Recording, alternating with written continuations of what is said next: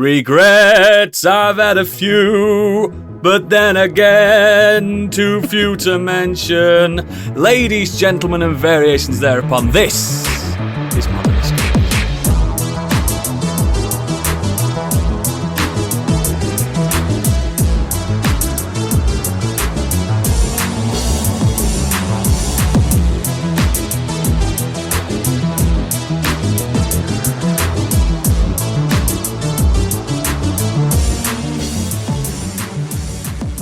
Hello and welcome to the show. My name is Oodles and I regret going out at 4 p.m. yesterday and coming home at 4 a.m. this morning. Ooh. Joining me today, she regrets saying yes to 4 stupid boys in joining this podcast. It's Candy.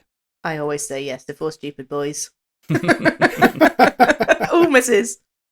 He regrets saying yes to everything his wife says, but like a good husband, he goes along with it anyway. It's Biggie.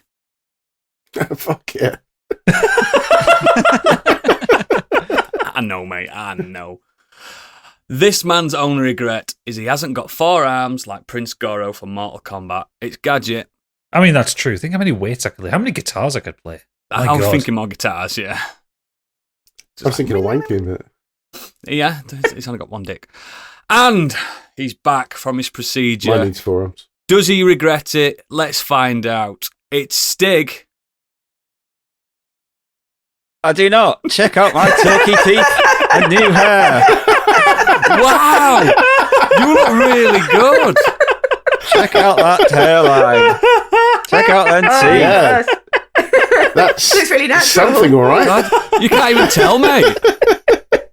You can't even tell. No. It's all natural by the looks of it. I do love, just a little peek behind the curtain, I love how concerned Gadget was that Stig couldn't get his camera to work. Well, the best part is because of it, because we thought we were going to have his Discord camera all for the entire YouTube thing. It zoomed right in on his face to get the profile picture up. Yeah, so I'm resizing it live now. He's got to leave his bandage on. Oh, there it is. Look, that's it. He hasn't had his hair done, really. Stunning, that, mate. Looks natural. Yeah. I have not had a turkey procedure done. I went to eat food, suck up sun, and drink alcohol. So, speaking of episodes, this episode right now, in the present, we're all here as a family, and on this episode, we'll be slipping into the Nexus to see what we've been up to this week, and then the main topics, which patrons have decided our fates on that one. Then, the paywall gets firmly erected for the green room. But before all that, I just want some news. You may already know, but he doesn't, because it's time for Biggie's Breaking News. I'm Big Cop Man. Horizon Forbidden West, Burning Shores has received a very strong critical reception, but the expansion is currently getting review bombed on Metacritic. With attracting an incredibly positive, apparently 81 rating from viewers at the time of this recording, the user score is now at 2.8 and dropping, with significantly more negative reviews than positive ones. People are criticising the gameplay, content of the expansion, while others are aggrieved by the DLCs not available on PS4. But most of the complaints appear to revolve around a plot development that occurs towards the end of the DLC, which we won't go into for spoiler reasons. Is it that she doesn't have enough makeup? And she ain't got perfect teeth. Yeah. Which I love about that character. I mean, it is those people kicking off about it, because I've got no intention of playing it, so I've seen what the story is. And yeah, I will say as well, like, they're not that good games. I'm not really into Horizon games. I think they're a bit dull. Well, the first one was good. The second one was dull. But you know the reason that's not it's getting review bombed for. Mm. That's 100% No, not it's the getting reason. review bombed because it's a girl. Because it's a girl and she's not. I mean, she is pretty as well, though. That's the stupid thing. Oh God, yeah. Like the character is pretty looking, like, but they just because she doesn't look like a supermodel. It's like she hasn't got her tits out. Yeah, stop being weird. I've just gone onto Metacritic. The first 0 review says, "Yeah, I think this is the last Sony game I'm going to buy in good faith. Such woke, weak ass garbage." Oh, so there's going to be someone gay in it then. Oh no. Oh no, It's not just the gays just again. an easy word to throw about now, innit? For like, Yeah. life. Well, guess what, guys? I'm woke, so we can fuck off. If you don't like woke, don't listen to my podcast. Okay, Alright. I'm going to bleep this out in the edit because it is a spoiler. But the top of this review, I fucking love this, and I just need your reactions on this one. It's a 0 rating, and it says.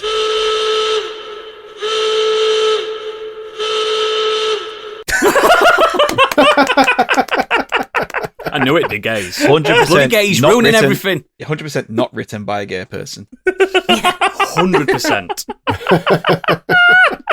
Unless his username's like Cock Gobbler 69 or something like that. Maybe he is. Big Gears, cock, for, man. gears for Trump. That's probably it. Oh, yeah. Fucking just grow up, guys. Fucking cartoons.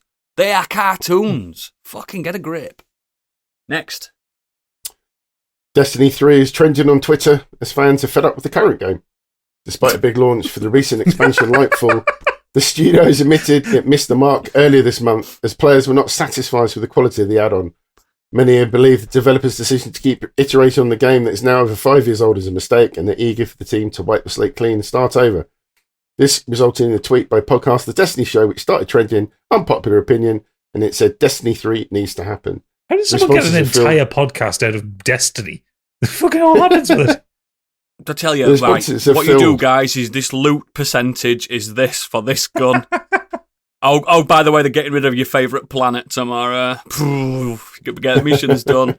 The thing is, like, Still annoyed about that. I saw it on Twitter, I saw it in our Discord, I saw it everywhere. People saying, "Oh, this Lightfall trailer, it looks so good, it looks so good." How many times have we been like conned by these FMV trailers? Oh, yeah. that make everything looks so good, and you think, because the proof of concepts, and I get it, the need to exist because it's a hype machine, and everyone's like, "Oh, it's going to be so good." A week later, like, no, it's still shit. Well, There'll be someone saying, someone will. This is the thing, someone will love it, and there's nothing wrong with that. Like, I really hated Cyberpunk. I know people love it. Our resident Right. Destiny players, I know, he said basically the story is incomprehensible and shite, but the gameplay and the raid are the fun, are the good bits. Which I think is Destiny's always been really good at shooting. yeah, it's always been terrible Some at of the best story. shooter games. But Is this the one that apparently we it's saw? really I bad. think it was one of the state of plays or something, and it's the expansion that the style looks completely different from regular Destiny. Yeah, it's the Like, it looks all synthwave one. neon and Fortnitey. Yeah, it's all Yeah. like fucking Rocket League looking. Yeah. Weird, man. Just kill Well, it. Peek behind the curtain. Destiny was one of my regretful buys. The DLC, but mainly because they fucked me over, not because Yeah. Because Yeah. of the planet that they got rid of for because you. they blew a planet up before I managed to actually do the DLC. Poor fucker. You should have been able to get a refund for that, man. That's insane that they can do stuff like that. Next. Talking about hype machines, in Portugal, Sony has started promoting its latest PS Store sales on ATM machines. So when you go to What? withdraw money, up on the screen of the graphics are the PlayStation Store deals like you'd see on the PlayStation itself. Very weird. Isn't that counterintuitive? Like, if you're drawing money out, you can't actually buy stuff on PSN? You want to leave it in your bank? Surely. Well, you could go and buy a PSN card wallet top You up could. thing, couldn't you? You could. Also saying ATM machines is completely redundant because the M in ATM stands for machine. Does it? Stands for mouth. Is it like when people say? Is it like when people say Candy pin, nose. pin number? Yeah, When people say pin number, what's your pin number? Well, I know what my pin is. yeah. Not my pin number. Next. Gary Bowser, I love that name, the hacking group member who was convicted for creating and Gary selling Bowser. and selling like Mario. circumvention Yeah. and for selling circumvention devices enabling users to play illegal backups on Switch and 3DS has been released from prison early. He was So, sentenced hang on. Stop there. His I love name's this. Bowser. Yeah, yeah. And he's a baddie. He's a Nintendo baddie. Yeah. Yeah. What the fuck? What the fuck? What are the Is odds? this real? Yeah, it's real. It's really real. And then the leader of Nintendo is called Doug Bowser. Yep. I didn't know Bowser was a real name until like a few years ago. That's insane. I love watching Noodles having his mind blown by something inconsequential like this. It's not inconsequential, it's huge. How can people just accept this? Can you imagine going for a job interview? We've got Doug Bowser. Hang on, that can't be your surname. Something It is. It's genuinely my surname. It's like, sus. Do you not remember the first video that Doug Bowser did from his office? On the background on his shelf, there was a Mario that was tied up. Yeah, that's what I mean. It's like sometimes, is it the Truman Show that we live in? Is it? Thing is, though, if he is obviously, this isn't the actual story. It's Doug Bowser. If he is like competent in the job and his name's Bowser, that's just a win-win, isn't it? Like, absolutely. The marketing behind Marketing. that. Yeah. Oh, it's perfect. You can't write that shit. Oh, you can. This, however, is Carry on. Carry on, Bigger. Sorry. Thank you. He was sentenced in February 22 for 40 months in prison as part of his member of the hacking group called Team Executor, which in 2013 began creating and selling the devices enabling users to play the ROMs, etc. However, Bowser now has to fulfill the other part of his sentence. I've seen him stick. I've seen him. In which he's been ordered to pay $14.5 million in damages, of which $10 million is in payment to Nintendo. It's considered to be a priority. In the interview, he claims that he paid $175 of this to date, which came from the job he was doing in prison. But he says that upon his release, he'll have to start paying a percentage of his gross monthly income to Nintendo, probably forever. I'm sorry, right, but his name's Bowser. He'll escape from prison and he'll carry on. He's out of prison. Another story. Oh, is he out now? Yeah, they're saying he's released early. Another diabolical scheme, then, isn't it? Fucking hell, you can't trust him. His lawyer Luigi said, "No way! No fucking way! You kidding me, aren't you?" I mean, the thing is, he's been released at the right time because the coronation is in a couple of weeks' time. There's going to be loads of princesses there. Oh yeah, there's plenty of castles. Oh, I swear, this is perfect. It's all marketing, Nintendo. None of this is real. None of this is real. These devices were created by Nintendo. You know they were. Seems a bit harsh, doesn't it?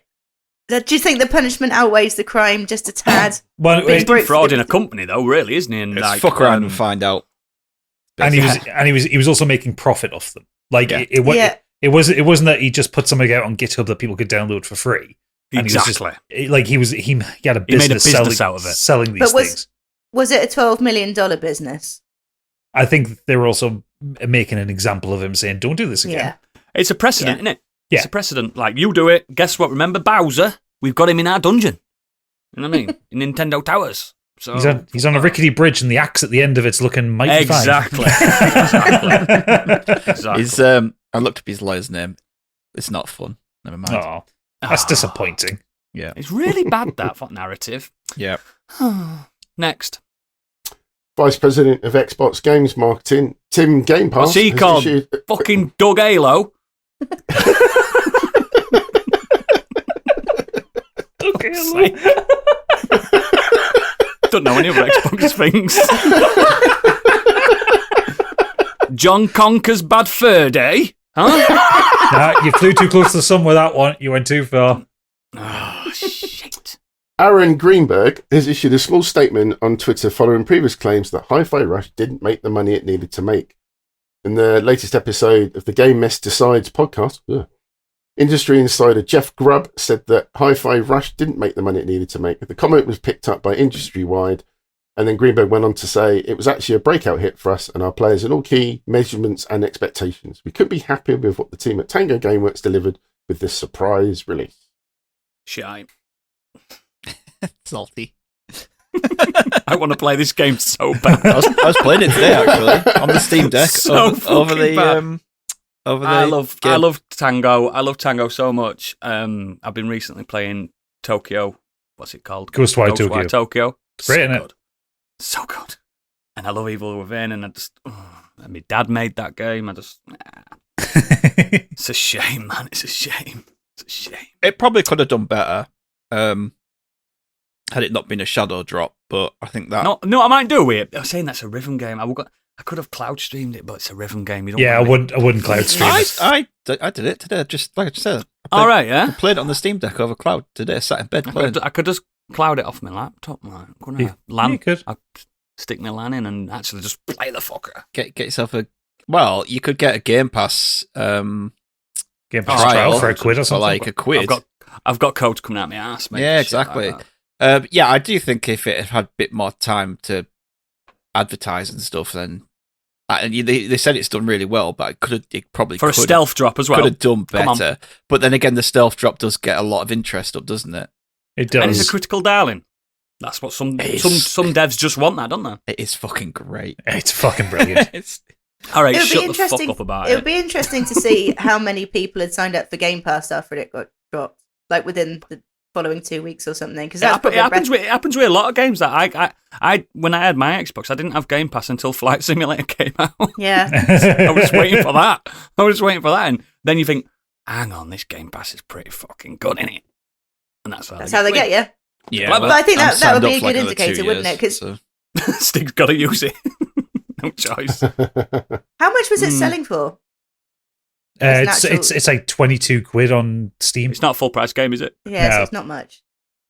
which is mad considering it's a full price game's worth of content. Like it's just like a 7-hour campaign plus then like score attack From a modes once you triple A finish it. dev. You know From what a I mean? triple A dev, yeah, It's weird, isn't it? yeah. It's also Good on fucking brilliant. Shut up! It's not. No mental health. Shit. It is. No, It's nobody better than Metal likes Hellsinger. it.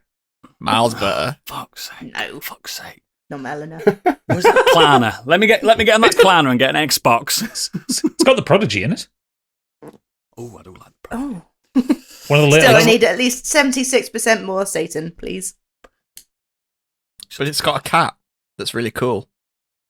It's a robot. He's all right. It's a He's all robot right. cat. He's all right. He's all right. He's all right.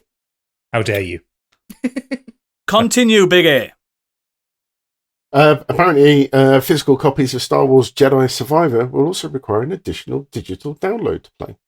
There's no formal word from EA about the additional requirement. Players who spotted the physical game out in the wild have reportedly noticed that the box copies have a sticker on the front that says "Download required." Some do, don't they? I've seen games that say that. Why It's does because it it's have an install 150 disc? gig. Why does it have an install disc? Wouldn't that be the better option? Yeah. Yeah, because some do have that as well. Still, Because don't I know people they? Red Dead had it. saying, Red Dead like, 2 it's had it not- on PS4. Yeah, it's GTA had it as well. I know people say, no, it's not an issue. You've got to download stuff anyway, but not everyone's got the same. Yeah, it might access be a to fucking internet. issue to some people. Yeah, like some people are limited to how much they can download a month. Exactly. Like Americans. Yeah. A lot of Yeah, Americans. they don't. Really They bad don't have in America. unlimited. They don't have unlimited tariffs, do they? No. Fucking weird. So I can see why some people will complain about the fact that they have to download 70 gig. After paying 70 quid Yeah. and Yeah. then 70 gig. And not only that, it's Fuck like, that. if your internet's really shit, 70 gig could take a long time to download. You sat there going, Oh yeah. great, so now I've got a few hours to wait.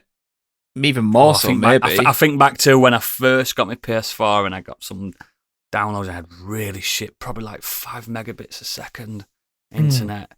Oh, I remember those like dark above days. 20 gig, I was like, fucking hell, it's swear going to take 8 hours. Absolutely It was love so having throttled, fibre wasn't now. it? Takes about half an hour games for me now. Do you know what I mean? Like big fucking 50 gigas, half an hour. I'm like, perfect.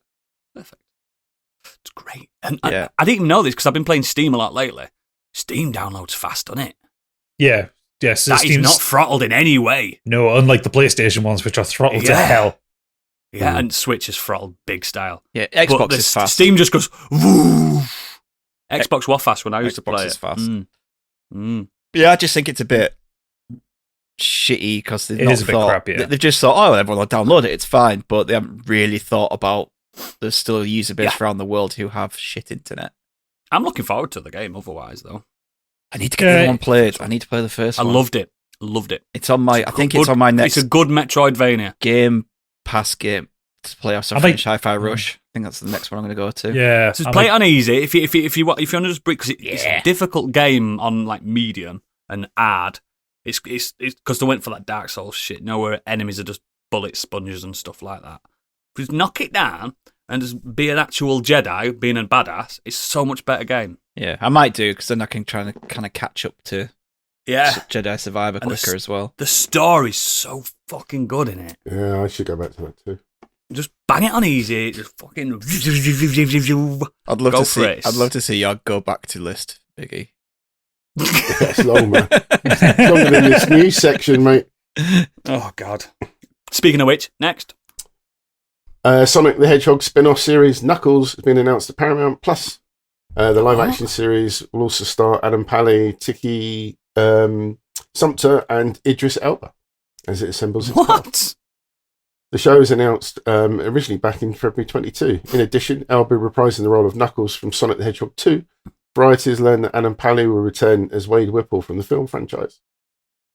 It will take place between the events of Sonic the Hedgehog 2 and 3. Can't wait. I'll give it a watch. But Next.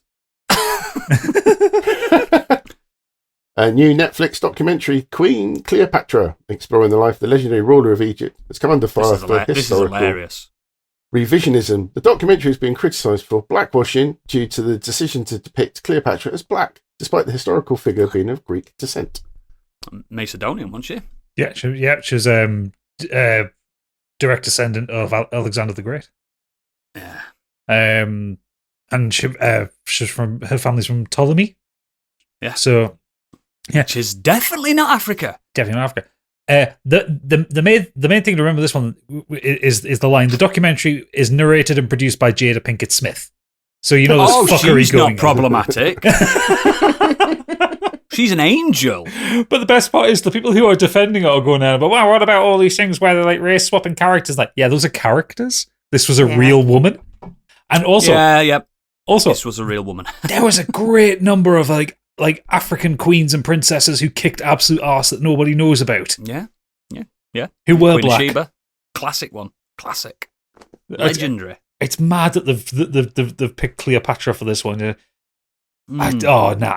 It's fucking wild because people also seem to forget that Africa is a fucking enormous continent with many different people. It ain't a country.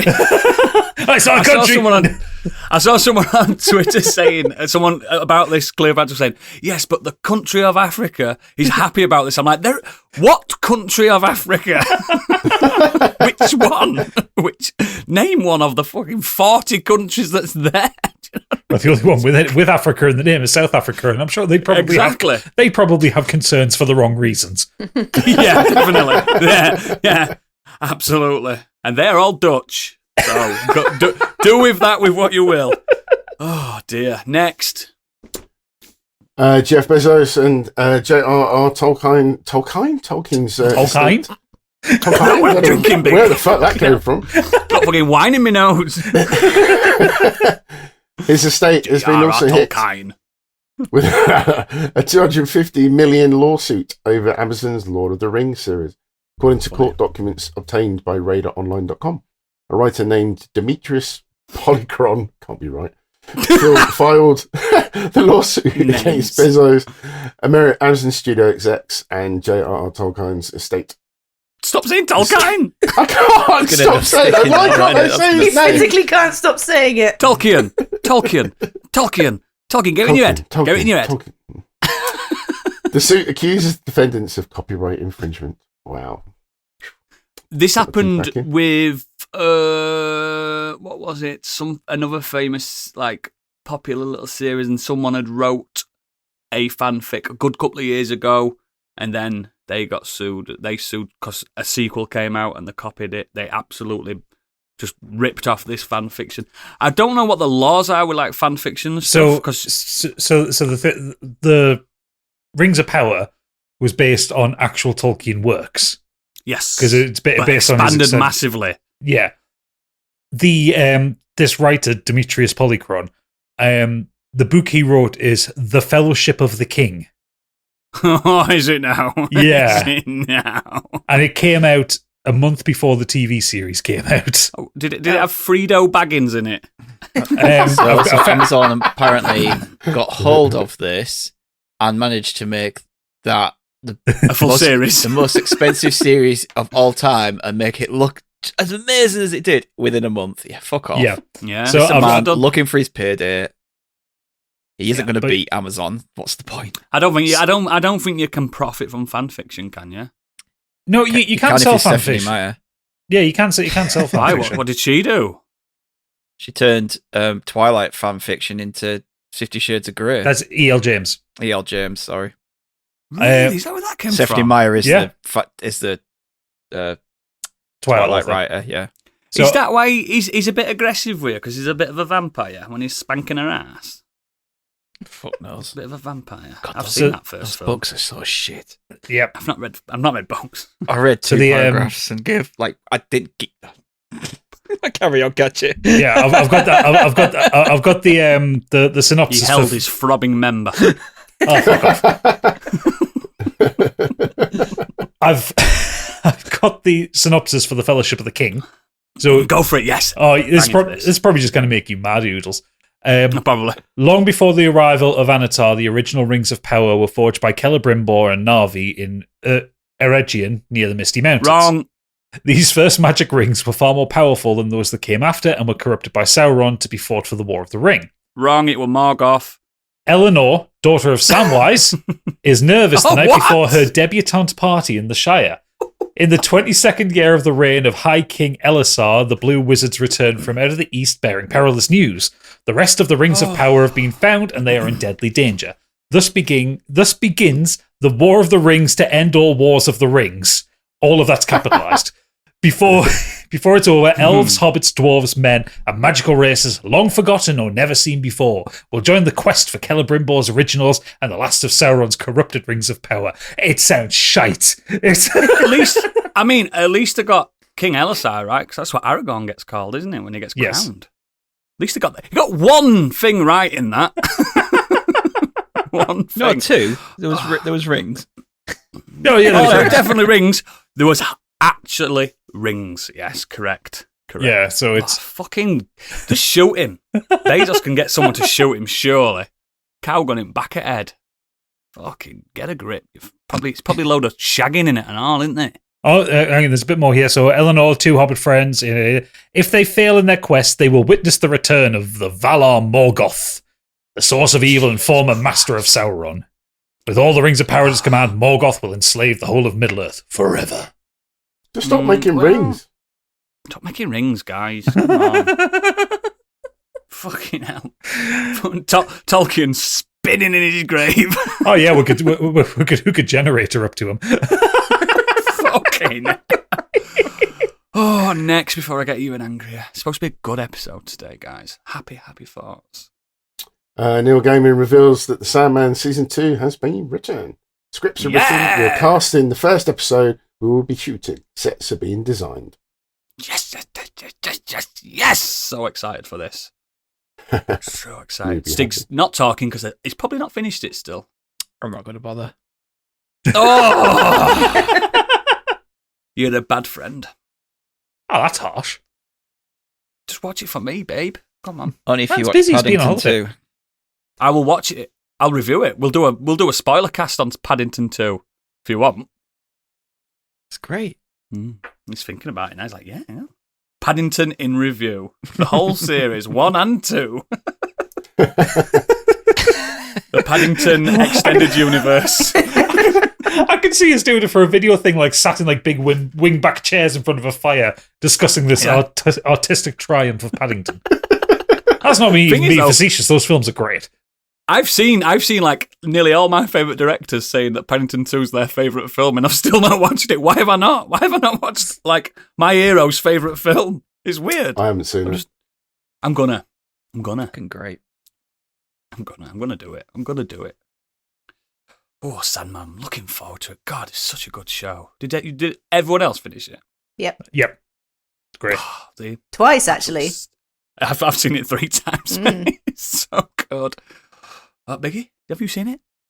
Not yet. Oh, well. The ever-expanding list of Biggie. Exactly. Next. Louis Leterrier is set to direct Fast and Furious 11. The film is expected to please be the finale in the main franchise. Yeah, they're taking over the Pope. The fucking Pope up. They're actually going after Catholicism. Finally! It's what we've wanted for years. Have you watched Hobbs and Shaw yet, Biggie? Because we need to get this next one recorded. No, we'll do it. Oh, I swear. Like There's reasons for that. you went to watch that is there? and record the Patreon special when I was on holiday. I know. I will get it Whoops. watched, I promise you. Whoops. The next day or two. Whoops. There's a reason. See what I mean, Stig? You're the balance. The You're reason balance. is he just doesn't want to. He There's has that, to. but there's another reason. Kenny Potter comes out in June. These two have to be watched and They can't recorded clash. and out. Can't Yes, clash. I'll get it. I'll get it. Don't worry, I will. There's a reason. Unbelievable. Next up, sadly, a Twilight reboot is in the works for a TV Finally. series. Yes. I've only seen last one. Remember when I told you I went to cinema to see last one? So You're traumatized by the baby. I've seen the first one. And There's an didn't bother awful with little the rest. baby in it. I didn't know what were going off. I was speaking to Mrs. saying, "Who's that?" She's going, "Shut up, shut up." And every time this wolf took his top off, she's like, "Shut up, shut up." They've clearly just gone, oh, Harry Potter's redoing it. We might as well do it. Yeah. But Oh god, I'm sorry for spoiling it, but that last film I watched, right? You get right engrossed in it, there's a big battle, and then it turns out it's just a dream. yeah, it's just in her Just a head. dream. Oh, yeah. She's just like, this is what could happen if we don't do this Yeah. thing. It's like, The last 5 minutes, they just don't do I it. actually don't even think that's in the book. That I fight. don't remember know. it being in the book. No, I don't. I'm pretty. Everyone gets killed and stuff. pretty Loads of sure people get Kate killed. said that And that's it's about not in an the hour book. long. Yeah. This little dream's about an hour long. Like It's just, 3 I hour think she film does or have a something. dream that they do fight, but it doesn't go to that extent. Or I don't know. Kate absolutely hates the last book. Mate, a vampire punches the ground so hard, an earthquake happens. When we moved in together, and she brought her books with her, she brought all of her books. She had the Twilight books, and she left. Definitely marrying her. Is that what you said? She left the last book at her mum's. I went, "Are you not bringing that with you?" She's like, "Nah, it's shit." So she bought the rest of the series, but not the final book. Ooh, Wow. that's commitment to the hatred of the book. I would have brought, like, even if I hated the last book of a series, I'd still bring it with us so I had the series. Yeah, exactly. That's what I said. She's like, "Nah." Oh, Kate, confirm Kate's a pervert. She can do that. That's just, it's not right, that. Yeah. Gotta have them all on your shelf. I think they're gone now. I think we got rid of them. Kindling. I mean, a grown-ass wolf man does fall in love with a baby.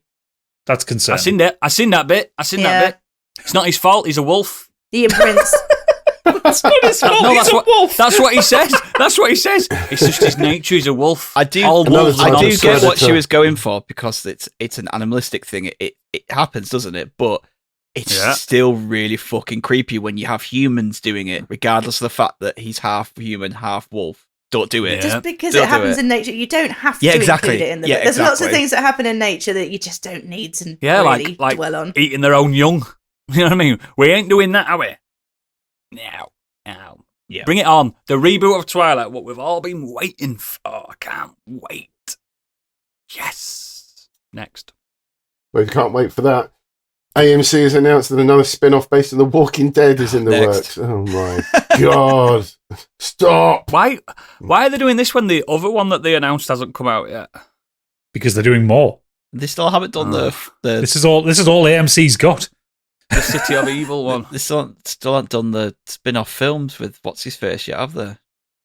Grimes. Negan. What's his name? Rick Grimes. Rick Grimes. Yeah, he's meant to have a spin-off He meant film. to have his own little thing, yeah. Yeah. Yeah, he is. Because he was away for like 5 seasons and he turned up on the last ever episode. Spoiler alert. I liked it. I like Walking Dead. Next. Bit of good news. Stan Excelsior Lee is the subject of another documentary, this time at a big-scale Disney Plus effort. And the doc is heading to the streaming service this summer. It will be premiering in June. Cannot wait. Ooh. He's got a very, very, very, very good story of Stanley. Very good. Interesting. I I don't know all of also it, so- do think that this is going to probably skip over the certain things, though, isn't it? Like Yes. a lot of people claim that, oh, Stanley did this, Stanley did that. It's like, no, he was just the front man for a lot of other people. He had a lot of ghostwriters and stuff. Yeah, so I mean, I think like the guy, you know, he did invent a lot of stuff, and he was critical to that success as well. But I do feel like it's Even Stanley even openly admitted when he stepped down as like running Marvel, when he was just an ambassador or a figurehead or whatever. He even said like, "Oh, most of the time I just shouted a name and then they designed it." yeah. You know what I mean? He did the big ones. He did Spider-Man. He did Hulk. You know what I mean? He did a lot of the big ones, but some of them he's like, "Oh, I don't know, Venom. even though it weren't Venom, but you know what I mean. I think that was Todd McFarlane that did Venom. I think he invented him. I think so. I think it'll be Yeah, still like good, it. but I do think it's going to be a take it with a pinch of salt. I wonder if they're going to brush over his Jewish heritage, because to do that, brush it all over. When he had to change his name because he didn't want to sound too Jewish. That kind of stuff. Well, they talk about the legal wranglings at the end of his life as well. Yeah. Mm. Yeah. Oh, there's loads of stuff like that. When they sued DC, Captain Marvel, all that stuff. Oh, I wonder if they're going to get into nitty gritty, but then again, it's a documentary by the company that owns them. Yeah, exactly. You That's never what I mean. know. It's like there's a Vince McMahon documentary coming out, and it's By the WWE network. well, it's with the cooperation of WWE. I think it's a Netflix produced one, but Ooh. with it being in cooperation with the WWE, you know that it's just going to miss out a They're lot gonna of have final shit. say, aren't they? It's just literally Don't just gonna talk be, about the fact that he's a bastard to women. Don't talk about that. Exactly. It's just going to brown nose him, and it's basically just going to go, oh, and he had these problems with this, and then move on. He loved the ladies. That's what they used to say on them things. Yeah, it's I'd love to watch He a loved the documentary ladies. that was warts and all, but you just know that it's not going to happen. It's like they said years ago before Harvey Weinstein kicked off. Oh, he loves the ladies as Harvey Weinstein. Bit more than just loving the ladies. No, he's not that cheeky, is he? He's a bastard. Oh, we'll see. I'll watch it though. I love Stan Lee. Next. I'm sure by now you know that Wrexham FC, which is owned by actors Ryan Reynolds and Robert McElhenney, promoted to the Football League. What? Rob McElhenney. McElhenney. Owned by McElhenney. That's not how it's spelled. It's literally how it's spelled. Irish, mate. It's an McElhenney. Irish name. That's what it is. Anyway, they've been promoted to the Football League after their win at Boreham Wood this weekend. Crucial 3 points secured on Saturday means that the Red Dragons have gained automatic promotion from the National League to League Two with a game to It spare. was a good game. I watched it. Good game. And it looks like they generally felt the what the love of football's all about. Don't you see think it in it's the, weird though when you're at Ryan Reynolds doing a post-match interview and saying the name Boreham Wood? Like, how does he fucking know what that is? It's so weird that coming out of his mouth. And then he's talking about other teams. Like, I'm like, this guy's actually done his fucking homework. It's not just Hollywoodness now, is it? These guys are genuinely invested. He's bought a house down the road so we can spend more time there. Yeah, this is what didn't the tech Ant-Man as well? Ant-Man turned up. Yeah, Paul Rudd was there. Paul Rudd, that's his name, not Ant-Man. Yeah, no, the actual Ant-Man. Ant-Man. Took him. Oh, it's crackers, isn't it? But again, look what it's done. I know that bit of Wales is a beautiful part of the country, but it's still mad to me that he's like quitting New York to live around the corner from Wrexham. I mean, Wrexham's not that nice, mate. No, but like that area of Wales. North Wales is stunning. Yeah. North Wales is stunning. Oh, good for them. Good for them. They'll get knocked down next year. Never mind. With that events they've got, that won't fucking last 2 minutes. Next. The Weird World Web. Police detained a woman for dressing her cat up like a baby to stash drugs in its clothes. Gandhi. Authorities in the city of central Russia You've made the brought news. Brought the woman in for question after she roused suspicions strolling through a holiday resort with her young daughter in a pram. Snug inside the buggy was actually a cat wrapped in baby's jacket. That's so funny. Retrieving your the pet baby's officers- meowing. It don't matter. She always does. And that's the third Obvious- time I've been on Crime Watch. Retrieving the pet, officers found several small packages containing more than 170 grams of powdered methamphetamine. Nailed it. Thank you. It's a stimulant that can also be used in the manufacture of other narcotics. It's very good to mix with cocaine. Sorry. You see it licking Continue. your lips there, Oodles. Why would you not just use a doll? I know. What's Because a have to cat be moves. Yeah, but babies could. Oh, come up with a different solution to move your drug. 170 grams of powdered meth is not that big. I love it. I love it. I like people when they've got moxie. I've got moxie. I'm putting this cat in this pram. Insanity. This is fucking insanity. And I bet she looked so sane as well. I bet she looked like a right normal woman. Fuck me, they can give passports to anyone nowadays, can't they? You can just get one. Isn't it weird that you can just get a passport? She wasn't trying to fly anywhere, she's just wandering around this city in Russia. Say, I thought you were muling a bit. Oh my god! Look, I've just looked up the photos of the cat. Oh, no. It's got a proper. Is it just sat there like, oh no? It's got a baby grow on, a hat. It's inside another baby, like a baby grow. Oh, poor thing. Why did you just use a doll? This makes sense. Let's get her on the show next week, and she can tell us the whole story. Oh, it's a British Blue as well. Oh, Well, it's adorable. So good. It's got little booties on. I mean, she made the effort, Cat. Oh, look at that. but now the cat's out the bag. Hey. Oh, let's get that cat on the show. Or at into the least. bag as it may be. No. Hey. Let's go to Bugs. The cat which had also been fitted with a nappy. Yeah, in case it needs a poo. It's not a cat pissing a poo. Wow. We need to get her on The that suspect show, was guys. not Good identified, news. but the Interior Ministry released several images of a tired-looking middle-aged woman dressed in a black parka and a brown beanie hat. I'm not that tired looking. I've had a hard life. Excellent. A good round of news. I needed that this week, Biggie. Thank you very much for your research. You're welcome. Let's move on to the Nexus. What you been doing this week? I'm actually going to start with Stig because he's had a week off. He must have been doing loads. No, I didn't until I got back here. I mean, I've been reading Oh. Mickey 7, but Gadget's talked about that before. Yep. Been playing a few games on the Steam Deck. Mm-hmm. Of all things, Code Veronica. Why? We've warned you. I do actually think it's like my least favourite Resident Evil. It's It's my least favourite one. It's everybody's least favourite But Resident Evil. it's the one that's kind of, haven't played, so I thought I'd do it. But The white whale, the one that got away. Hey, there's so much backtracking, back and forth, It's terrible. back and forth. The Did terrible you Titan do fight, the tyrant fight on the plane? Tyrant. fucking Tyrant, yeah. awful. That soft locked me the first time I played through it. It softlocked me the first time. Because the last save point is quite a ways back from that. If you've got no bullets. No, sorry. It saves as you go onto the plane. If you don't have enough like bullets or healing items, You can't beat it him. just kills you. You can't beat him. You got to run. Impossible. I didn't even realize you just run around in a circle, and I managed to do it eventually. But yeah, it's crap. Anyway, It's a terrible game. I've Such a watched- sad Also, game. Steve. oh god, And it's 20 hours long. It's such a long game. I thought it was finished. I was like, oh, this is finishing. Must be like a second No. part where I play someone else. It's like, no, it's There's 4 scenarios. oh fucking It's hell. ridiculous. Play again as It's Chris. crap.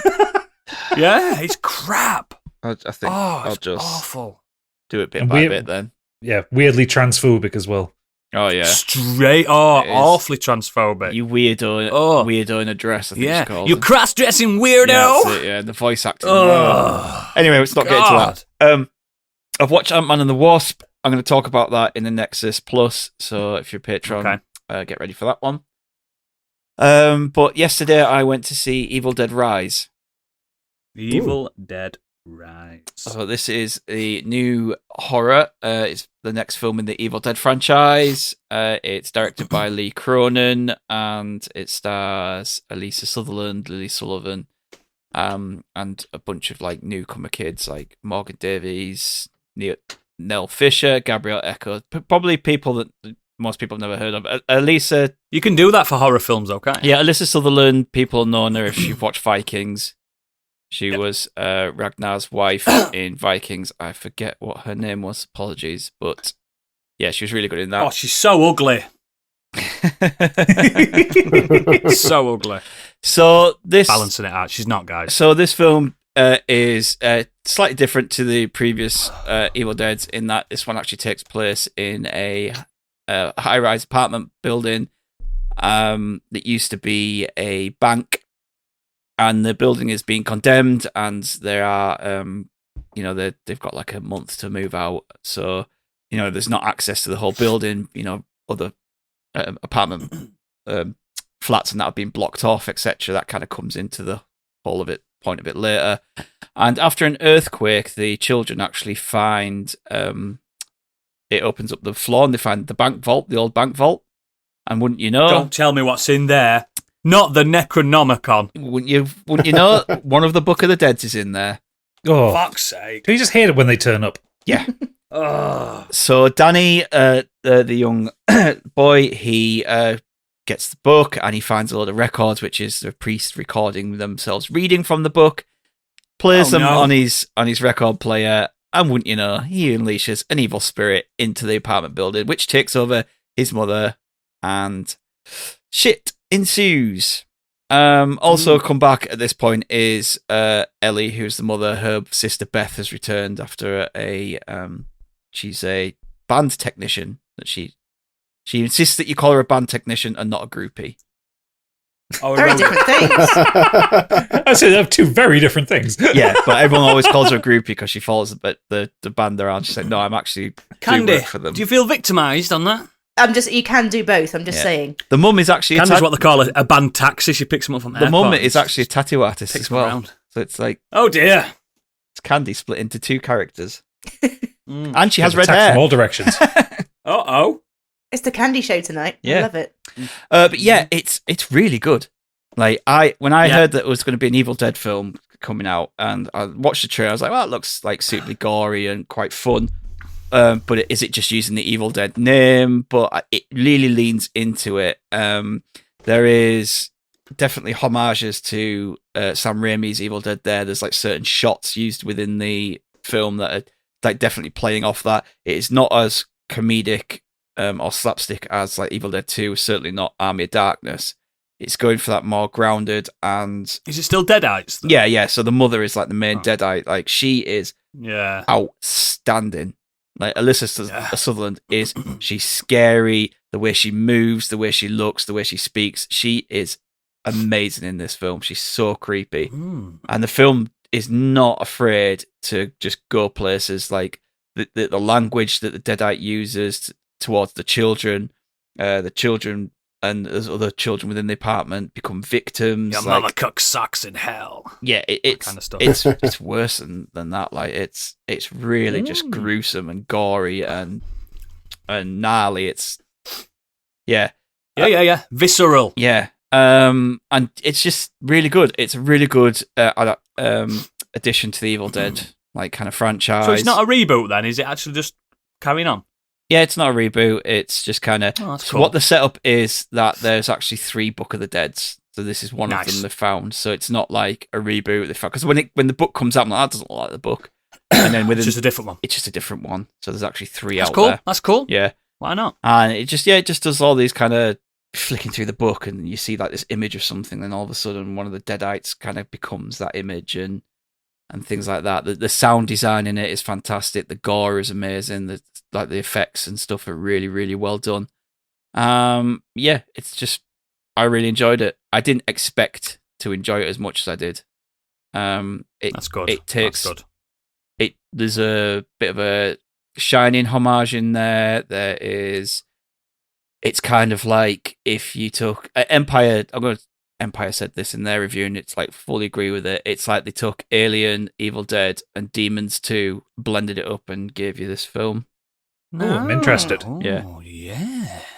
Was I like was the trailer. the reboot of Evil Dead that they did a few years ago any good? I haven't That was watched just it that was just since it I've came watched out. it. It's okay. Oh, Yeah. what's it? it's the lady, isn't it, instead of Ash? It's good. I liked it. Yeah, I liked it. I haven't I watched thought it was good. since it It's came more out, grounded. and It's very grounded and real and like Again, it proper, wasn't like- slapstick, was it? No, no, it No. was proper like proper horror, really, a lot of Mm. blood, a lot of like gore and stuff. Yeah. Yeah, a lot right. of gore. But I would. By the end of it, she looks like Carrie. You know what I mean? I'd probably rank covered in that blood. as my least favorite out of the 5. No, Army of Darkness is shite. Yeah, but Army of Darkness it's not really an Evil Dead, is it? No, it's more of an Ashes film, and it's Yeah. just this film. But it still kind of Yeah. is an Evil Dead, but not. But Yeah, because no, I have a lot of time for Army of Darkness. It's not amazing, but it's just fun, and Ash is great in it. But he is. He's groovy, isn't he? I need to rewatch that Evil Dead because people seem to say that it's I like it. better than I remember. But it's like Mhm. this is probably the second best in the franchise. That's badass. Yeah, so I would definitely recommend like watching this. Great performances all around. Looks great. Sounds great. Look- Great family film. Yep. Not for the family, innit? Christmas film. Watch it at Christmas, guys. We dinner. Yeah. Cool. Speaking of Evil Dead, Candy? Actually, from one Splatterfest to another, I went to see Renfield, which is the oh yeah. Nick Why Cage. did you not see the score? I actually didn't see the score. No. Well, actually, I quite enjoyed it. I didn't think it was too You would bad. because you don't like good films. And you I do like. I like exquisite films. You know, it's true. You didn't like Dune? No, I didn't like Dune. Only because I couldn't see it or hear it. But this one, it surprised me because it's so. Firstly, obviously, if you don't know, it's Nicolas Cage playing the role that he was born to play, Count Dracula, and he's the least enjoyable part of the film. Although he is fun to watch. No one's ever said that about Nick Cage ever. I know. Well, it's not really. It's not really. Yeah, I know, right? It's not really about him per se. It's about Renfield, his assistant. So it's about Renfield. As in the bug-eating guy in the asylum, Renfield. Well, there's no asylum, but the bug-eating guy, yeah. So the story's set up. He realizes he's in a abusive, codependent relationship and ends up going to a sort of AA style sit round in circle type meeting about it. And it's not exactly what I expected. It's so much more of an action film than I realized. That there's some really, really good action sequences. So really well choreographed. Awkwafina's in it as well. She's playing Awkwafina again. Is she loud? She's loud and she walks with her head jutted out, so it's her. Yeah, that's her. That's her. There were some nice shots that kind of went back to the kind of Nosferatu films of old. You know, they'll have the kind of beam of light going across Dracula's face and everything. Count Orlok. Yeah, and it's just it's completely daft. I don't think you need to go into it expecting much. If you just want, get pissed first. Get pissed first. You'll find it's not very long. Mercifully, Candy, I'm in cinema. Cause I'm pissed. Well, yeah. Get more pissed. Get more pissed. Yeah. Mercifully, it's not too long. It doesn't outstay its welcome. It's about an hour and 20 minutes, I think. And anything longer than that would have been too long. But again, another really gory one. Not nothing seriously gore. It's just a complete splatterfest. Silly gore. Blood all over the show. Yeah, it's fun. I enjoyed it. I can understand why people might not have done, but I thought it was fine. I just love the Nicolas Cage renaissance at the moment. It's Nicholas Hoult as well, isn't it? That's right. Yeah. I like him as Beast. He's very good. I like watching him. Does it? Yeah, I like him. Because the trailers to me made it look like it was just riffing off What We Do in the Shadows. But Yes, that's what I thought when I saw the trailer. I wouldn't say so. No, that's good. Unless you're talking about the identity. TV show, because I haven't seen the TV show, but I wouldn't say no. I wouldn't say The TV show's just like the film. Yeah, in that case, no, I wouldn't say that so. was just one. That was just kind of the vibe I got from the trailer. But it's good to hear I got that it's, too. Yeah, that it isn't. No. So we can say it still that the best Dracula spin-off is Dracula Dead and Loving It. That's good. That's correct. That is a great Dracula spin-off. Oh, it's so bad. That's when he No, wakes but up and he bangs his It's head better on than the light. Blackula. Have you seen Blackula? No. It's good, but not that good. Oh dear. Bram Stoker's Dracula's still good, even despite your man from Canada. Where the bastard sleeps. That was so good. That was spot on. Oh yes, excellent. Renfield, indeed. Biggie, mate, you've been doing. Well, the reason I haven't been watching Hobbs and Shaw is because I'm bloody addicted to the Succession series and I can't stop watching But it. you're not doing that for a Patreon podcast, are you? So. Oh my word, is that series good? Well, we got to the end of really season good. 2, and we're having a break to watch some other things. Then we'll do the other 2 seasons. Yeah, I'm halfway through season 2 already. Just, loving it. Very good. So, I mean, I'm not going to talk about it really because Gadget's already done it. It's just exactly what he said. It's the brutal script. It's just so funny, considering a lot of the material is quite serious, but it's just the delivery is amazing. And the whole cast of the family are fantastic. They're all so That's good. what I don't builds on think it, when you've got an anyone excellent really is ensemble. better than the other. When It's they all just perfect. gel, You can. That's the thing, you know. It's when you have an ensemble cast, they've got to gel together, and you know, I don't know who auditioned like for these Sopranos. roles. The best thing about the Sopranos was the cast. Do you know what I mean? But they've picked the perfect people for this. And when you take someone like Kendall's character, who everything goes wrong for him, and I've never seen a character deliver the word "what" like so silly, because everything he responds to is that because it goes wrong. It's amazing. And the put downs are fantastic. It's brutal as fuck. It's just amazing. I'm gonna get back on that because I started. If you haven't, if you haven't watched it, you've got to get on it. I'm gonna get back on it because I love a talkie, and it's very talky. The talkiest of it's very talky, but very sweary as well. Some really impressive. Yeah. You can't get lost in it. It's so good. It's as impressive as like the thick of it. Not quite to the over the top layer of that. It's not like Malcolm took a like just stringing together fuck making words. His own slurs up because they all do it. They all have put downs. Kieran Culkin's character has some of the best ones just because he puts the gross ones together. I like how you've just discovered him as well. It's nice for you that. Yeah, I had no idea he existed. Yeah, he's been good since Home Alone. But because of the backlog chat as well, I went back to Divinity Original Sin. I thought you were going to say the Division there. Fucking I really thought it was Division. No, I'm glad you've gone back to Divinity 2. Did you say? No, 1. I never played the I'm playing the original. 2's so much better. Why don't you just ignore just 1? I want to. I want to. You don't need to. It. You don't need to. I'm enjoying it. Just put it down as a regretful purchase and go to 2. No.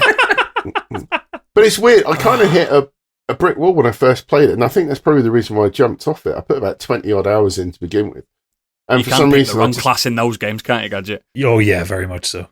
And then I just stopped, and then because we've been doing D&D and all that kind of thing, I sort of, I don't know, it's just D&D.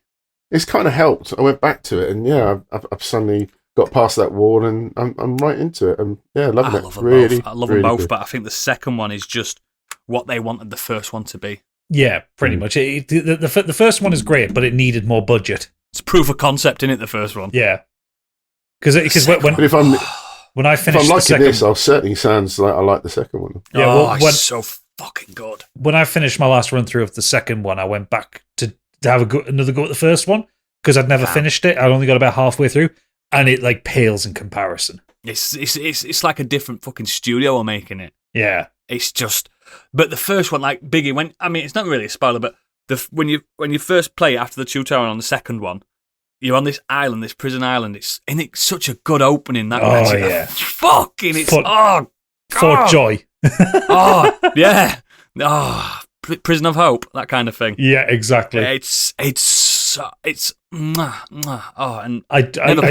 never plays a human in them games. It's not worth it. And I do love the fact that the first NPC that you meet in the game when you get onto Fort Joy is a talking squirrel with his cat Steed. Yes. Yes. Oh God. Because Sir Laura is good, but Quercus, he's the greatest steed in the world.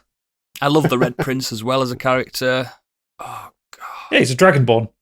He is a Dragonborn. Hey. He's competent though, Biggie. That's the difference. Oi. He's very competent. Oh God, it's such a great. But I love. Second one. I'm sure I remember somebody was talking about it in the Discord originally, and somebody said make sure you get pet pals. So I've got that. Pet pals, yes, on both of them. Both games. Going into a dungeon and chatting to a rat. You have to talk to animals, mate.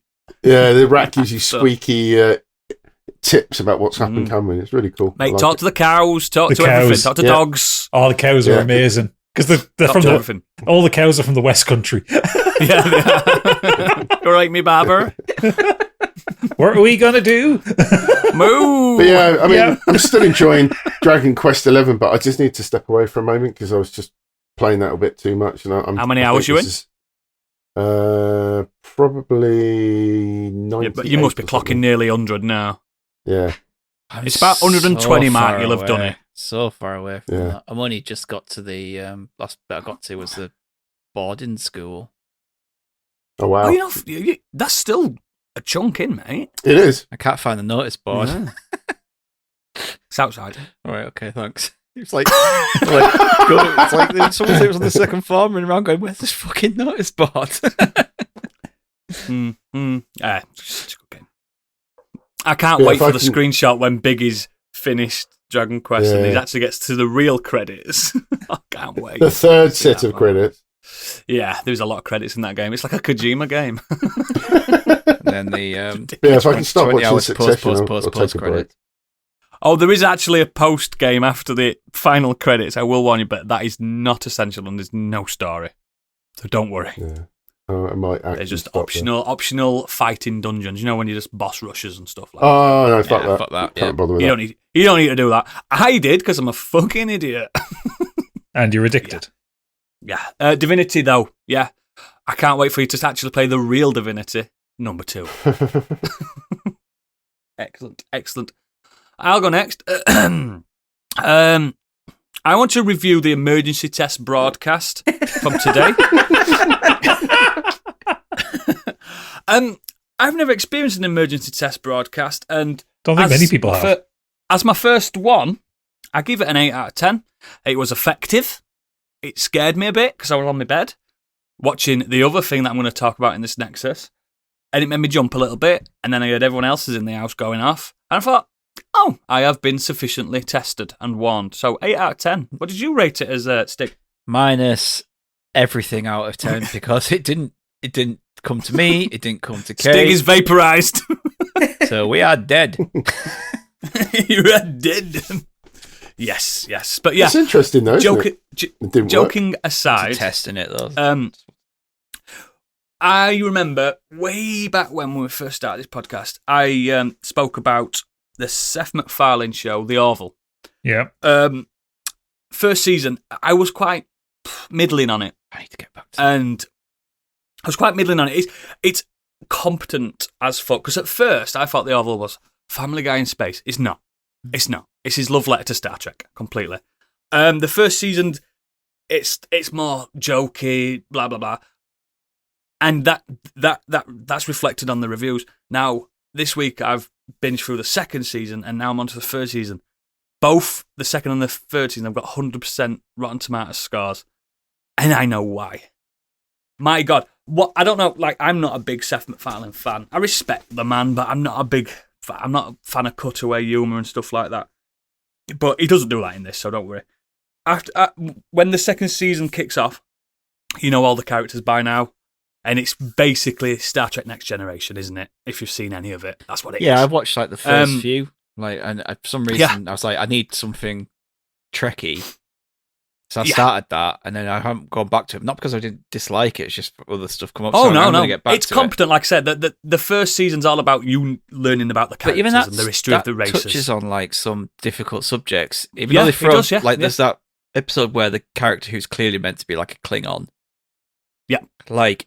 Where him and his partner are discussing whether Bartus, because they have to be male and they don't want to have a female. So kid. They can be born female, but then they go through a change that turns them changes them male, and they go through this whole kind of life crisis between them. And the couple. bad decision happens, unfortunately, and it has to go to a proper court and everything. Tribunal. Yeah, it does touch on these. He does that throughout. Forced gender. He does it throughout, but then.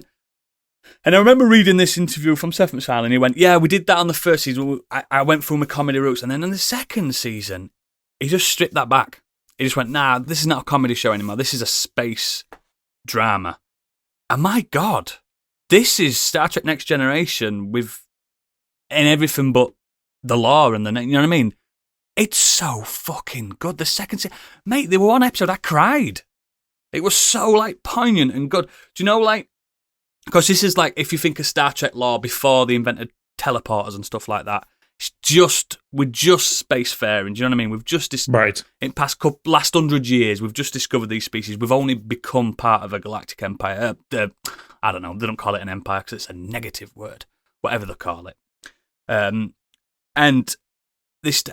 every episode's just lovingly homage. It's not copying because all the stories are different, but it's homage to those socialist views, those race, gender, equality, all that, and it makes me think, fuck, and you can tell that he's put more effort into it because he's barely in it now.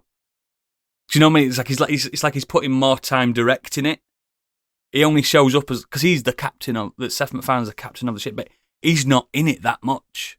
And I think it's better for that because it's not that good. I'm not a big fan of it, but the cast and everything is it's so fucking good. And this third season I've started, I'm a few episodes in. It's called New Horizons, so it's completely like not rebooted it, but it's like imagine if Next Generation instead of were it Voyager after Next Generation? What wasn't it? Imagine if they went to Voyager, but they still carried on with Picard and his crew. You know what I mean? Yeah. It's like that. We're going into dark space. We're actually doing the science stuff, discovering. And my God, the first episode of season 3 is like an hour and a half long. It's like a film. It's fucking insane. And the budget they've got, it only came out last year, the third season. And the budget's insane. I can't believe how good it looks. It looks better than some Star Wars films. And I don't mean the 70s ones.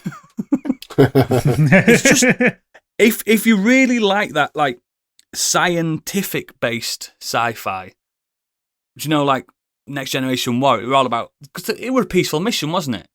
For the most part. It was. They tried to be. And that's what that's this why I is. really It's like The Expanse. That's why I thought that was really interesting. Yeah. It's just, this is more a character development type show based on a spaceship. You know what I mean? And I just think the cast in it's fantastic. And it was the last thing that Norm Macdonald starred in as well before he passed away last year. Yeah, I think it was. Yeah, and he's a gelatinous blob, but he's really good. You know what I mean? Because he's got such a recognisable voice as well, and everything in it's just like, you can tell, like Seth MacFarlane, he loves the classics, doesn't he? He always puts references into like The King and I and Broadway and stuff like that, because that's just what kind of captain he is. Kind of like a Picard, because Picard loved Shakespeare and stuff, didn't he? That kind of thing. It's just, I don't know, I think people are sleeping on it because they think, oh, it's Family Guy doing fucking space, but no, this is genuinely like proper good sci-fi, and that's, like I said, 100% on Rotten Tomatoes, both the last 2 seasons. I genuinely think it's proper worth going back. If you liked it to start off with, Stig, I'm going to. It just gets better. It just gets better, better and better and better. Card finishes this week, so need something. Yeah, the finale to season 2, man, it's fucking epic. Like genuinely epic. It's just, I just think it's proper solid sci-fi. And then you get your Monster Week episodes as well. There's some really good ones, like Star Trek used to do. It's just fucking good, man. I really love it. But every so often, there's a swear word in and there's a little bit of a joke, but not much. Do you know what I mean? It's just really good.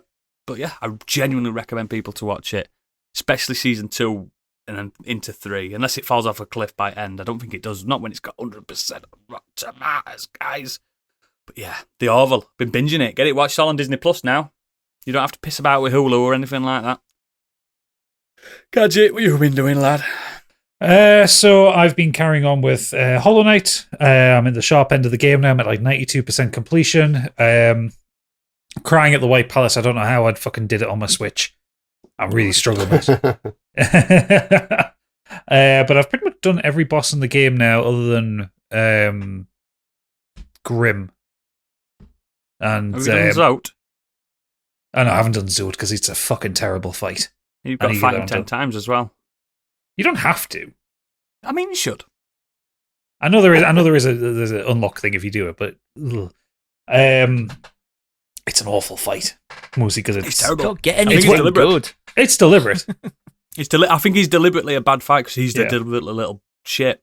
I did enjoy whooping him in the Coliseum of Fools, though. That was so good in it. That was a really funny little moment.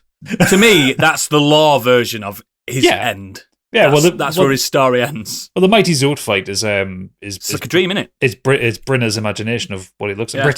Britta's imagination of what he looks like. Yeah. Anyway, exactly. Aside from that, so I've been carrying on with that, carrying on with Succession. The main thing I want to talk about, listening to an audiobook this week. So, I listened to Master of Formalities by Scott Meyer recently. Now I'm listening to his latest book, which is called Brute Force. Based on the game on the Xbox? Nope.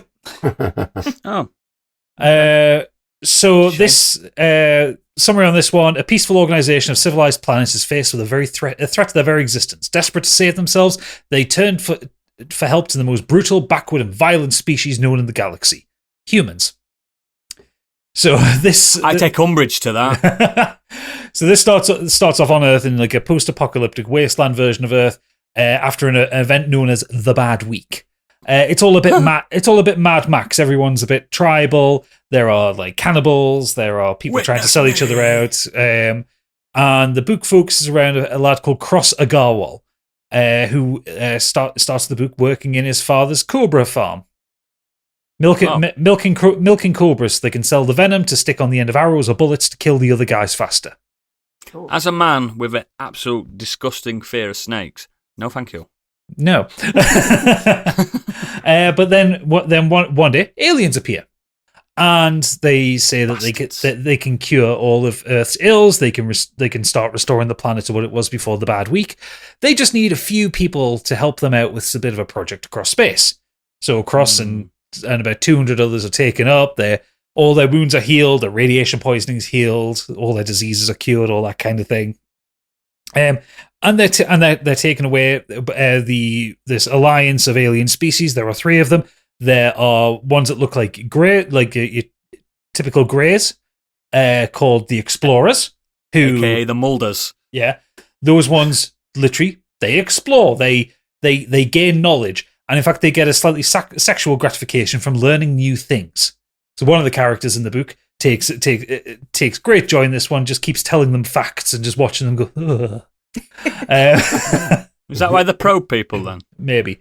Then there is the Builders who walk around, who are in these kind of little crab car kind of things. Candy reminded me a lot of Project Hail Mary, right? Because they're constantly building and maintaining and that kind of thing.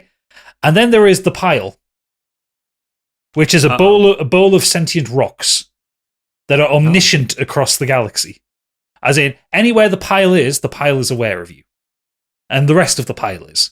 So they're referred to as the Pile. And they get taken down to this planet where they meet, quote-unquote, the Killers, which are basically these... I wonder what they do.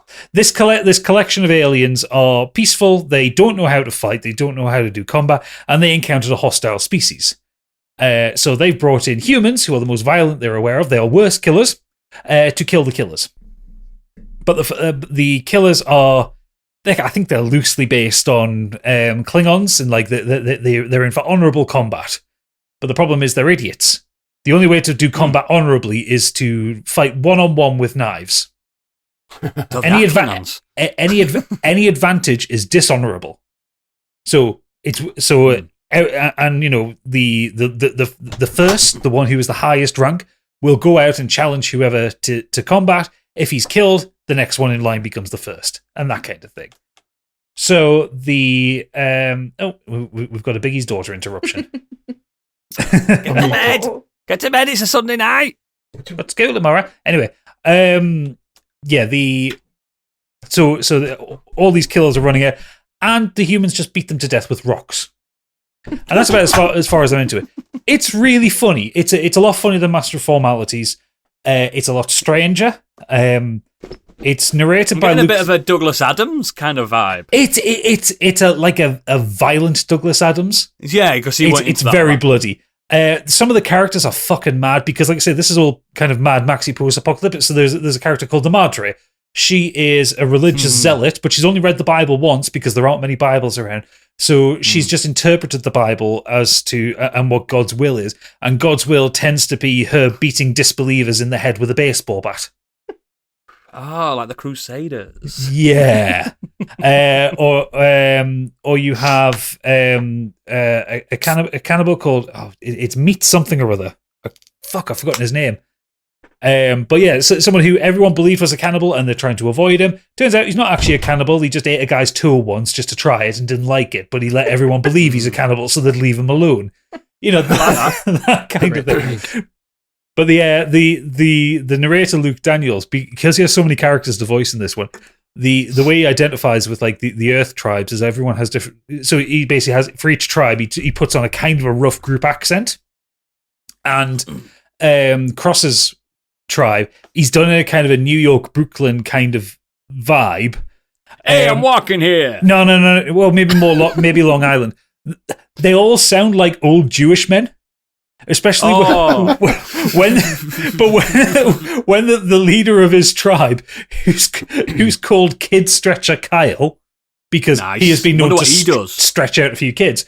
When he starts talking, he sounds like a violent Bernie Sanders. It's fucking incredible. You fucking mook.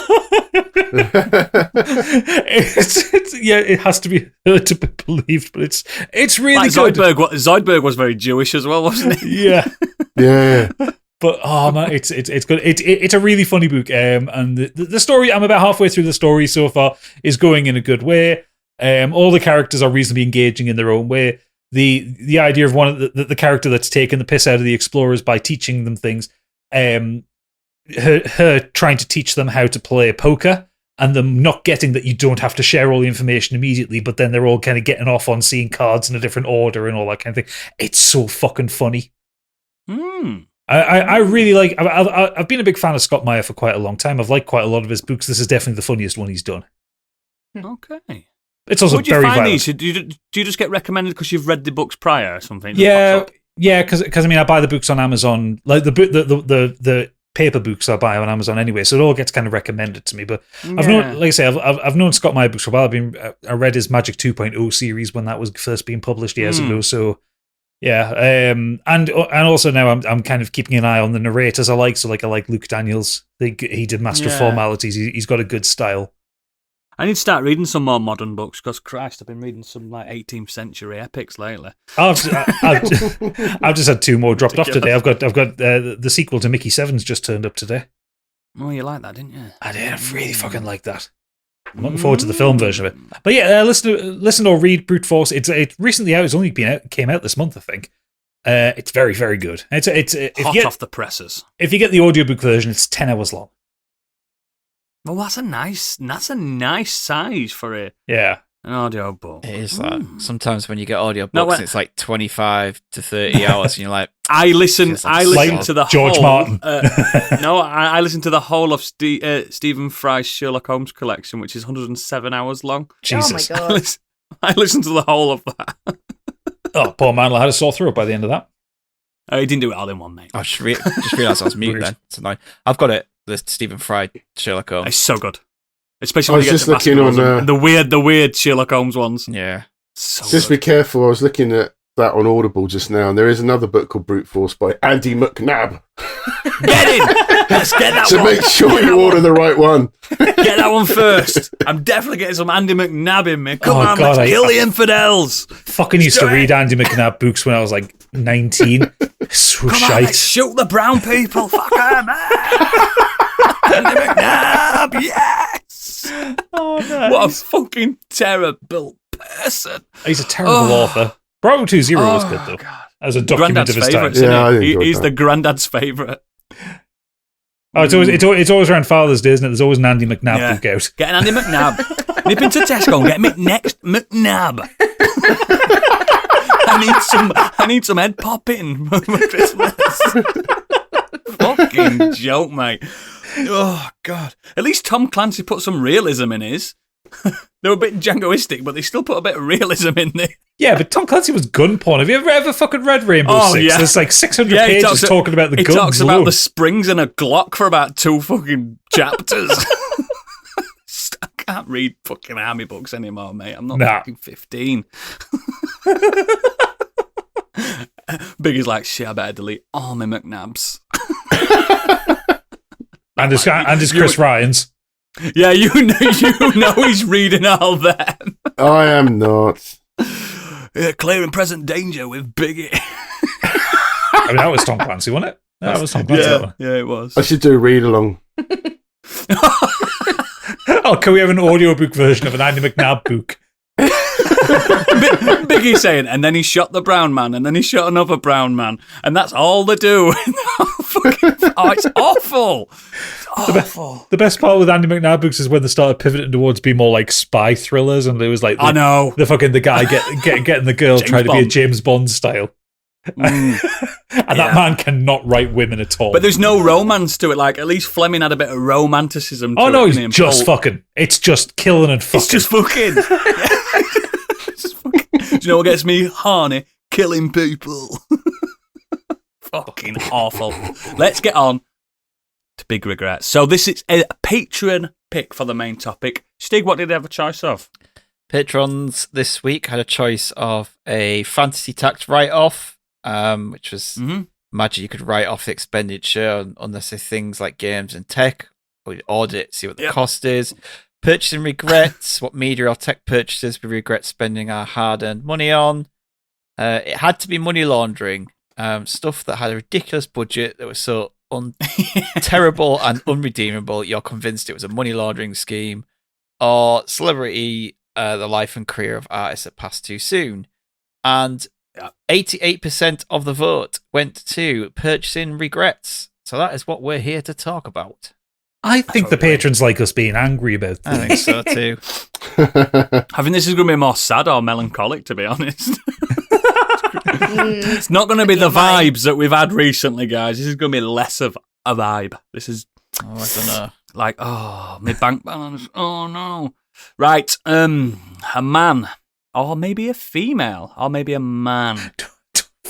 Female? What are you, fucking the dad from Friday Night Dinner? Yes. Oh, it's so warm. Oh. Yeah. Let's go with Biggie. That man's got regrets. Look at him. Haven't I just? Look at those regretful eyes. Yeah, it's a weird one because I try to be. I regret savvy. nothing.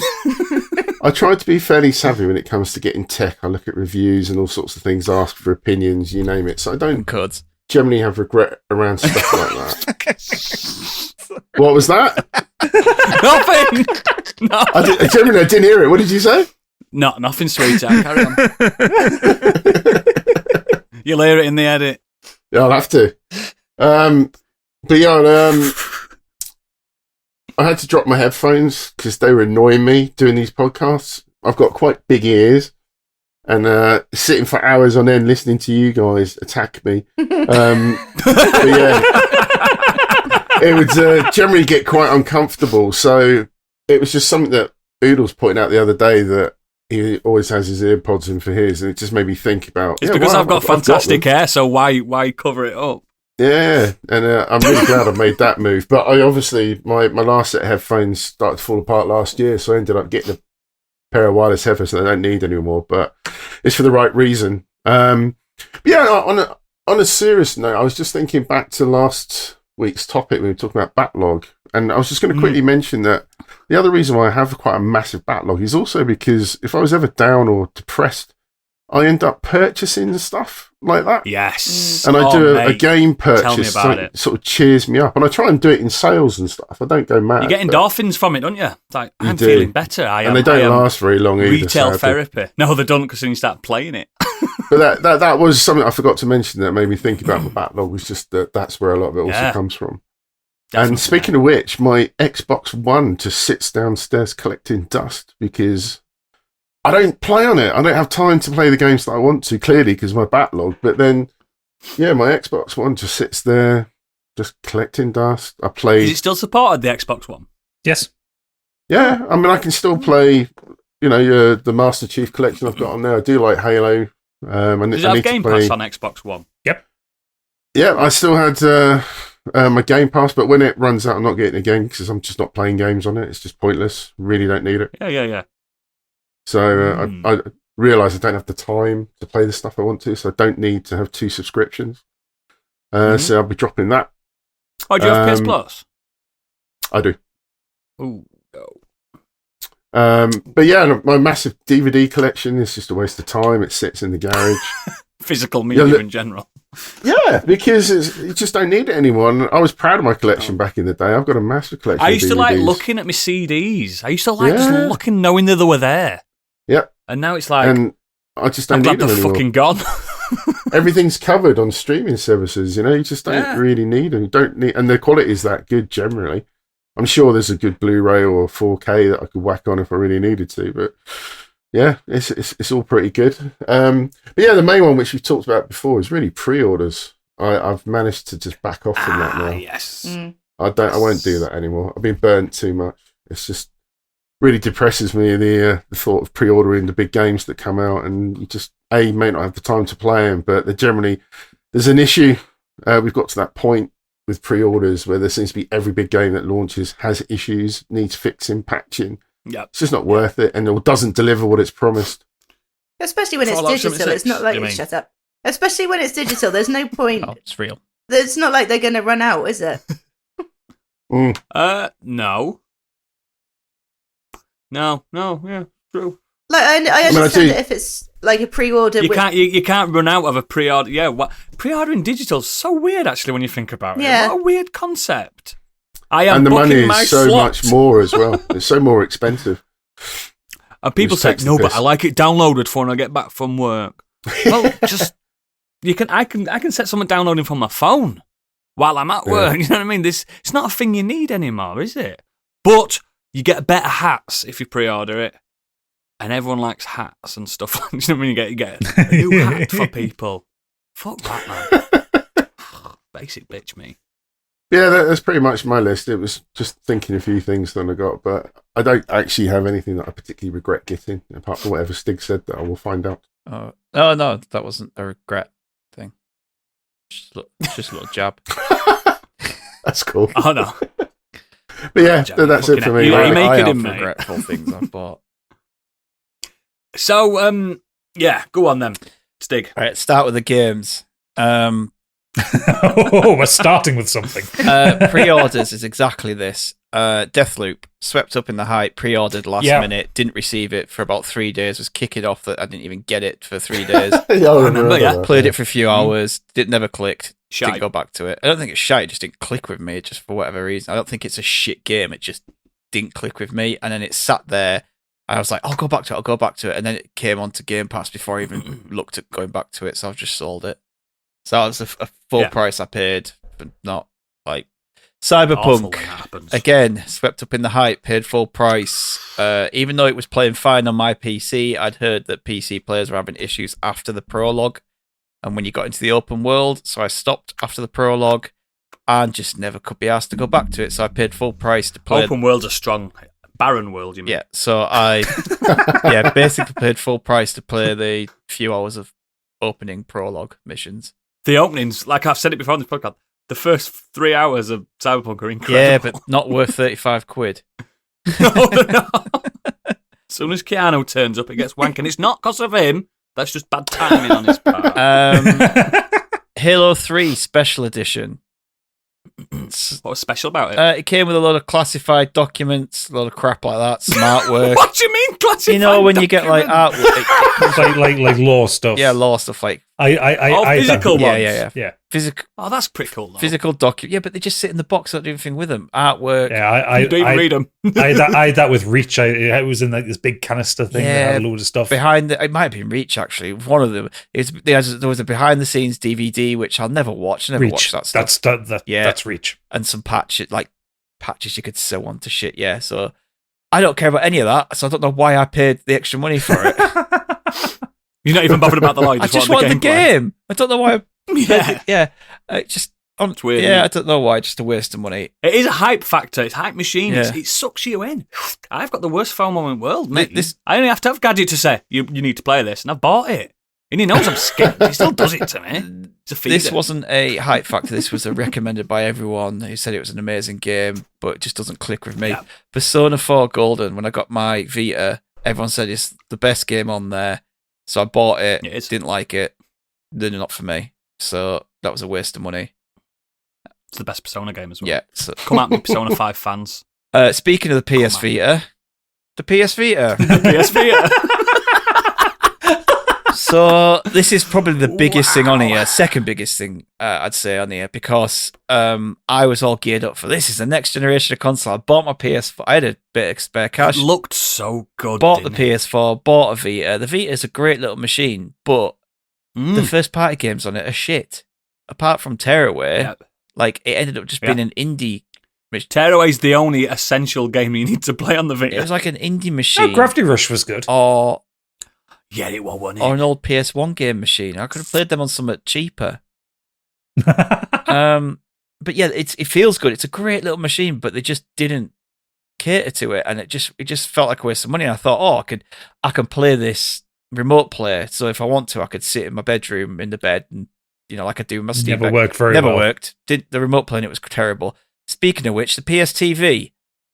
When I thought, I'll tell you what, instead of using, it's a little box that you could plug into your TV in another room, and you could remote play. So I could remote play my PS4 on my TV in my bedroom rather than using the PS Vita. Yeah. It's just sounds like a good idea. You could also put Vita game cards into great it. idea. Didn't work. Absolute wank. Shite. Oh, shit. Yeah, it didn't work very well. It's not like. But if you hack it, you can to bring turn out it a product into they're a not little gonna mini look into. Vita. I can't be and asked it doing plays all all the that. emulations. Pointless. Well, I did. It's brilliant. Love it. Nah. But that's not what it were designed for. Not what I wanted it Nope. for. I wanted to stream my PS4 into the bedroom. Yeah, make life a bit Despite easier. the fact that my PS4 and the router is there in the room directly below us. Really? And it just didn't do Signal it. was still crap. So weird that they do that. They design that kind of shite. Speaking of consoles which couldn't do that, the Wii U.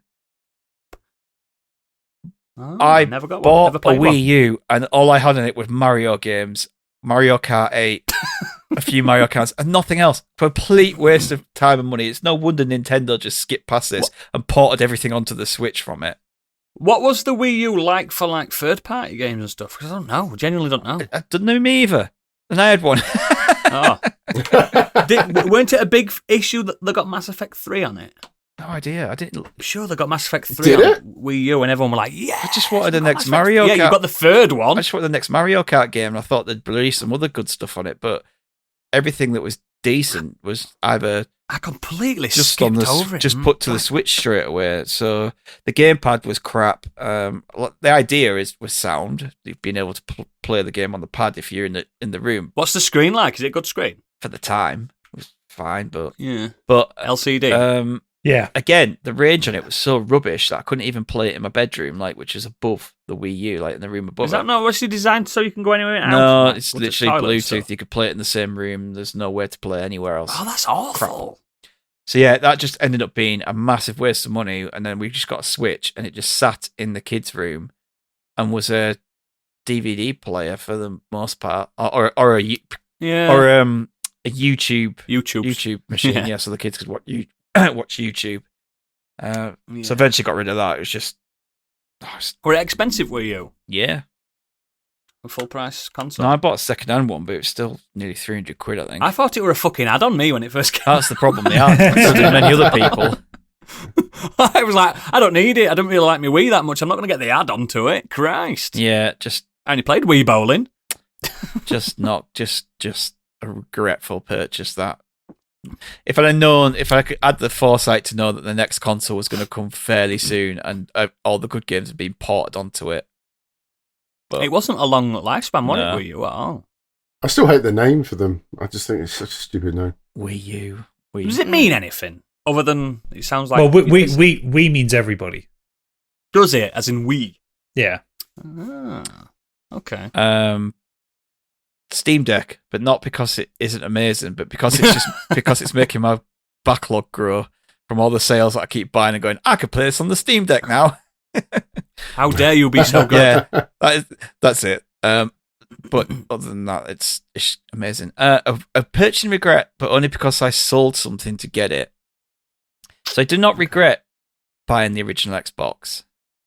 What I regret is selling my GameCube to buy an Xbox. You idiot. Because I've talked about this before, teenage me was like, I've played the Rogue One game, it was great. I played Resident Evil 0, I played Twin Snakes, and then I was like, the rest is all like baby Mario crap. Now I'd Fuck off. yeah, exactly. Now I'd fucking love Mario games. I'd go back and play those ones. But at the time I'm like, I want to play Halo. Mate, I put 100 hours into Donkey Kong. Yeah, I On just GameCube.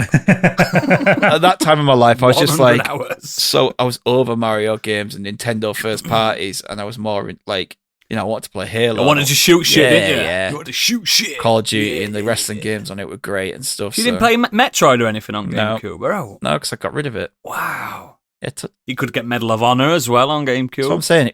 It wasn't a regretful purchase, the Xbox. It was a regret that I'd sold. Rather than saving up for it, I sold the GameCube to get it. This is going to lead on to mine perfectly. Is that your last No, one? just a few more. Cool. Like Biggie, loads of TV shows and DVDs. Feeling like the completionist I am. I even bought shit films just because it was part of a franchise. I stopped doing that years ago now, and I still advocate for physical media, but just for the things that you love. Yeah, just for the save it for just what you for the want ones, to save yourself. Yeah, just for the ones you absolutely love, because you cannot trust streaming services because they could just, especially for go them on days off. when your internet goes down. Yeah, but I don't trust streaming services to keep stuff on when they remove things. No, they don't. And you never know when a company might go bust or whatever. So Yeah. the ones you love, keep it. For the rest, I mean, you can see the load of them here, and it's so difficult to get rid of them now because CEX will only take like 15 DVDs a day from you. So that'll take And me. they only give you like 50p each, right? Yeah, that'll take me fucking ages to go through. But there's so much shit in they're, there. They're all pornos as well, looking from here. Yeah, quite a few. There's so much shit in there. Like now, it's just we've started to go through it to take stuff out. But yeah, my advice is just keep the ones you love. Aw. Paying to go see the last three MCU films. And the last two, Tales of Beedle the Bard. So this is a special edition. This was a book that was released as a special edition, and it kind of coincides with the final Harry Potter book. It's a book within that book, and it was released in a big special edition, where it came in like a big, huge kind of special edition box for a book that's like about a fifth of its size. It had this special pouch that it came in and all this other crap. And it was 50 quid. And I bought For a book? And I bought it. And then when it arrived, I was like, this was not worth £50 at all. So I ended up selling it. Is this a character I have to look out for in the Harry Potter films? It does become important, but it'll be later on, so don't worry about it. So I ended up selling it, but then the grief I got selling it on eBay because some person from Australia tried to buy it, even though it was only UK shipping only. They gave me a bad review, which put my score down, and then I had to wait for the second place to confirm if they wanted it, and all that shit. And I ended up with like £15 profit on it. It wasn't even something that everyone was clamoring for, that I ended up getting double the, or triple the money back. And so the money was 50 quid, wasting money, wasting my time getting rid of it. Just, I've got the book still now, and I bought the one that's like 5 quid. Yeah. And then finally, an iPhone 4.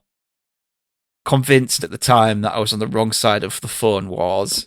So I bought an iPhone 4, hated it, moved back to Android, I've never been back to iPhones. Do not like iPhones, do not like the setup of iPhones. No, me neither. Can't stand them. So I've always gone. So iPhone 4 was what? 2010, so 13 years ago. Just never been back to an iPhone. I've got an iPhone for work. I do not like it. It's just, I'm not bashing on iPhones because they're great. They're probably really good. The work. Yeah, I just don't like the feel. I don't like the button. I don't like the way it all works. So yeah, I regret totally agree. I regret getting an iPhone 4 and then I've been stuck in a contract for 2 years. They're so fucking limited as a device. They were back then, especially back then. Worse back then. Fuck off. Yeah. Yeah, the gap's way narrower nowadays. There's not much in them anymore. Yeah. So But yeah, that leads on. Is that yours that's done? mine. So the ones I could think of. Leads on perfectly to mine. Because the first one I've got is my iPhone 5. I think notoriously not a good iPhone in general. I don't think it was a bad much one. loved one. It wasn't a terrible one. It wasn't the bendy one, was it? No, I think the problem is the 6 was so good compared to the 5 series. The 6 was way better, but by that point, I started getting into the Nexus phones. Remember the Nexus ones? Oh yeah, they were really good. Yeah. So I was like, why bother? Why bother going back? Because I genuinely don't like the restriction on them. But I don't want to go over it too much. I could talk about phones all day. The next one is, I once bought a really good friend of mine, a Cliff Richard calendar, and he just threw it away in front of me. And I had to pretend not to be absolutely mortified by that. I would have regret buying that. Yeah, I regret buying it. I regret buying it because it's just such a waste. Because he were naked on some of them. You know what I mean? Got recycled though, at least. There is that. Yeah, there's that. He's probably a baddie anyway, Cliff Richard secretly. Bound to be. It's too old not to be a baddie, isn't it? Allegedly. You are for buying that calendar. Well, yeah, this good friend of mine didn't like it. He threw it away in front of me. Sounds like a top bloke. I had to hold back the tears. The other one, speaking of Xboxes, I regret purchasing, then selling my Xbox Series S. Because that's your own stupid fault. Gadget said, wait, Halo's out next week. I went, but someone wants to buy it from me. Because I was literally waiting for Halo as well. Yep. And then I sold it. And then everyone's going, Halo's really good. I was like, fuck. And I still not had my worth from Flight Simulator, because it weren't long after that, were it? Which was another reason why I bought it. A couple of months after Flight Sim, yeah. Flight Sim came out in the summer, Halo was out in the winter. And then, because of my vivacious consumption of digital games and stuff like that, Game Pass is basically made for me. It is. And I'm just completely ignoring it as a platform, because I'm just not in that ecosystem in it. So I genuinely regret selling it. I sold it for good reasons, because I was skint, but then I got promoted a few weeks after as well. I got money. I was like, fucking hell. I mean, Oodles, case in point, this week there's a game just dropped on Game Pass that's absolutely perfect for you. It's called Infinite Guitars. And it is a combination of rhythm action game and JRPG with an anime style that involves humans with guitars fighting mechs. Dude! Yep. Dude! It is literally as if it was made for you. That's like a wet dream for Oodles. That is a wet dream. That's a game I'd make if I had my own studio. Get on it, boys. These are the key points to hit. Mechs, metal. Fucking hell. But yeah, I genuinely regret it. And another Xbox regret. But opposite. So, this is a story to it. Uh-oh. I was with my ex at the time, and it was a good relationship and stuff. It fizzled out, naturally.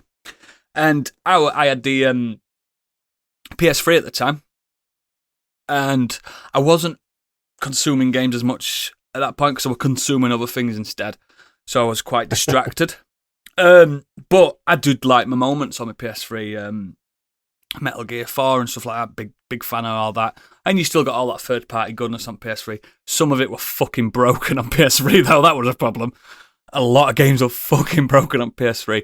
But I got convinced by my ex, because she says, I really like this game, Left 4 Dead. And I'd not heard of it at that point. Now, I mean, people know that listen to this. I love Left 4 Dead now. Yeah. Like one of my favourite games. And I went, okay, I'll trade this PS3 in. I love you to bits. You know, pride and joy. I'll do this for you as my girlfriend. Do you know what I mean? I'll get this. Took my PS3 in. I managed to get the original white 360. Yep, big lad. Stood up one game and sold my PS3. My PS3 was worth way more than that, so I got loads of money left. So I bought all these games and that. Took it home, turned it on. Red Ring of Death, day one. Oh dear. God. Oh dear. Went back to game same day.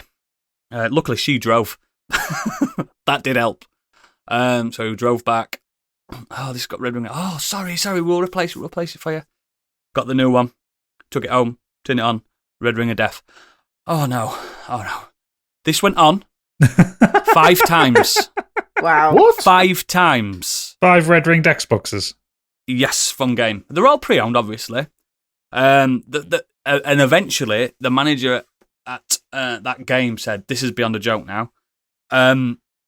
He was annoyed at the people that obviously test consoles when they bring him in and stuff like that. You know what I mean? He was massively on my side. Which well, affecting his bottom line because he's paying money out for them consoles. Yeah, exactly. And it's rare for a manager to side with a customer as well. Trust me. But he said, "Look, have one of these elites. Don't worry about the extra," which is nice because the elites were good. Yeah, and I got that, and I got me Left 4 Dead, got into that and stuff like that. But the regret is that I went through all that fucking hassle just to do that. Do you know what I mean? Yeah. And I know I technically only purchased one and I got the better deal out of it in the end, but fucking fuel costs for her on a car. That might have led to our downfall as a couple. Who knows? I'm sure there was probably more to it than that. Yeah, the other consumptions were the bigger problem. Yeah, not the fuel Trust consumption. me. Yeah. Another regret that, because I was speaking to my wife about this. She said her biggest regret. No, I didn't purchase her. No. A bigger regret in this house is getting Alexas. They are the worst thing in the world. I fucking hate her. I argue with that fucking person every single day. I'm not a always person. fighting.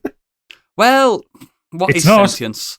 I mean, sentience is sentience. But yeah, I hate it. I hate it to the point now where I'm reliant on it. Do you know what I mean? I'll walk downstairs and go, what's the weather? Do you know what I mean? I've got one here. I've got one here. I've got one downstairs. And guess what? The reason I regret it is because we got a free Google one about last year with Router. Yeah. It's so much better. Really? Oh my God. And it's just in the kitchen now. I think it's so much better. More difficult work. Oh no, she's so much more polite. If you tell her to fuck off, she goes, I'm sorry. Yeah, but she doesn't sing you a song if you say, I love you. No, she don't. No, she don't. Tell Alexa you love her. Just always, I've done it. You know me with AI. Oh, she doesn't do funny farts either. The Alexa. Oh, yeah, she did them. She did 10 in a row for me once. Farts. I like the wet one that she Do does. a wet fart. Yeah, Alexa's great. Yeah. And you can This play is what I mean. Skyrim on it. I regret it because I'm reliant on it. It's become a thing in my life. Like I'm one of them weirdos that orders from her. You know what I mean? I'll say things to her. I don't trust that. Because I do it. I've got Prime and everything. I do it all the time. Like, because we don't do big shops, we just get bits and we get a lot of our shopping from Amazon. So I know people don't like that company, but I don't give a fuck. I like what you like in it. But I regret that now she's in my daughter's room, my son's room, my bedroom, and the living room, and we've got a Google one in the kitchen. And I'm always like, I will walk down the stairs to speak to the Google one instead. And they're all linked to the same thing. But I prefer her. I think she's a bit sexier. I've changed mine to a guy. Oh, yeah.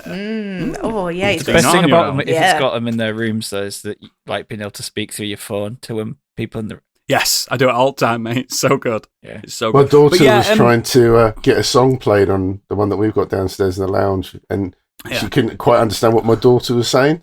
Just couldn't pick up the song or whatever. So then my daughter turned around to me and she goes, Alexa doesn't know everything, does she? I love. This is what I mean. Like, you know, I'm a massive pisshead. And sometimes sometimes I'll be drunk in my own house, drinking on my own, and I'll start talking to her. And you imagine things I'm doing with her. No wonder Becky got jealous. And I'll say something. I'll say, Alexa, what's your favourite Shakespeare quote? Or I'll just get into this deep conversation, and I know it's not real, but I hate that it exists, and I regret letting them into my life because I'm so dependent on them.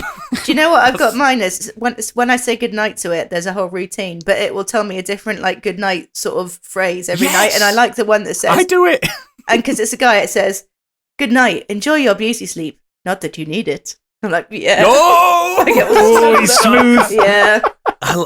This is what I mean. Like, I'm one of the only weirdos that uses Bixby on a Samsung. Do you know what I mean? I like AI things. I like them.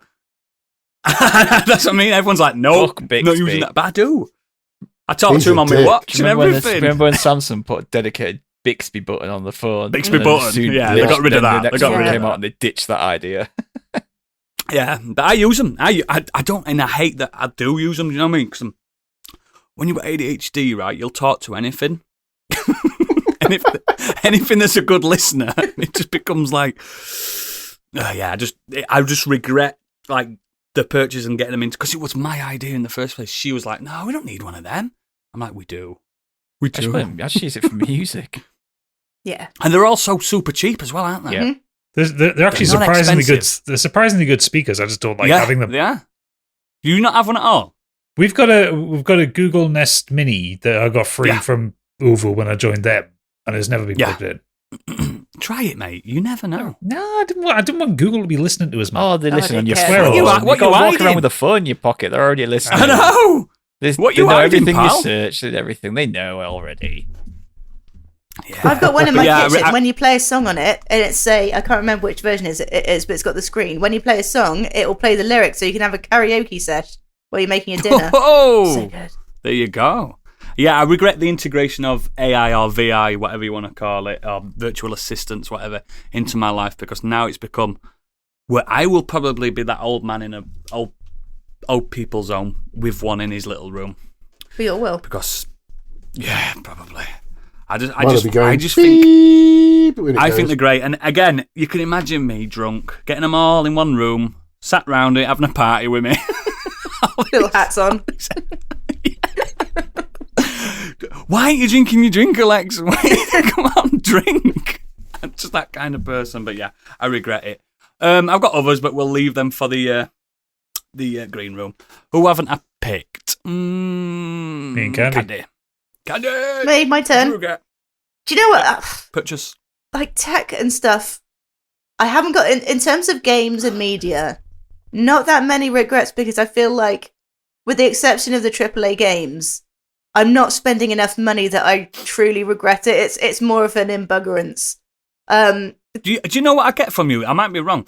I don't hear you like playing and buying a lot of indie games and stuff, do you? I do. I just don't get around to playing them. But I do spend like more time Gadget. on AAA games. Although that said, like recently, just games like just aren't sticky and can't concentrate.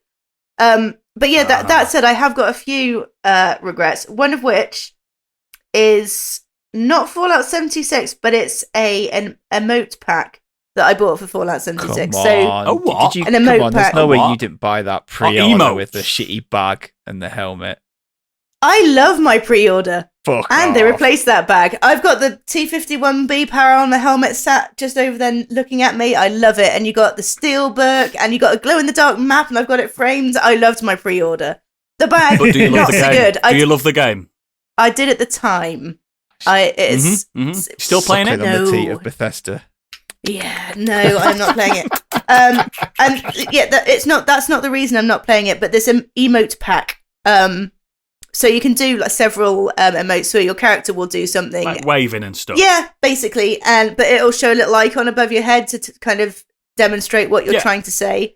And there was a Christmas emote. Well, can't pack. your microphone do that? Yeah, but who wants to talk on a microphone to people you don't know? Yuck. I don't know. I don't play with anyone. I don't play games Well, with people. Well, exactly. There you go then. Fuck people, mate. They're I horrible. thought that was a Absolutely. little jab at Oodles talking to Alexa then. It would be much easier in life if you had a little icon appear over your head so people knew what you were thinking. So anyway, I bought this emote pack thinking I'll have a cool my character will do something cool and I'll get the little emote pack. No, just it did the exact same emotes that I had already got, but just a different icon above my head, which wouldn't have been so bad had it not cost like £12. So for a pack of emoticons. Emoticons, yeah. So that wasn't so good. And following on No, it wasn't. Following on from that is probably not that I didn't enjoy it at the time, but the sheer amount of crowns that I bought for Elder Scrolls Online, which is the currency that you buy with real world money to what I was doing. Because the game's free, isn't it?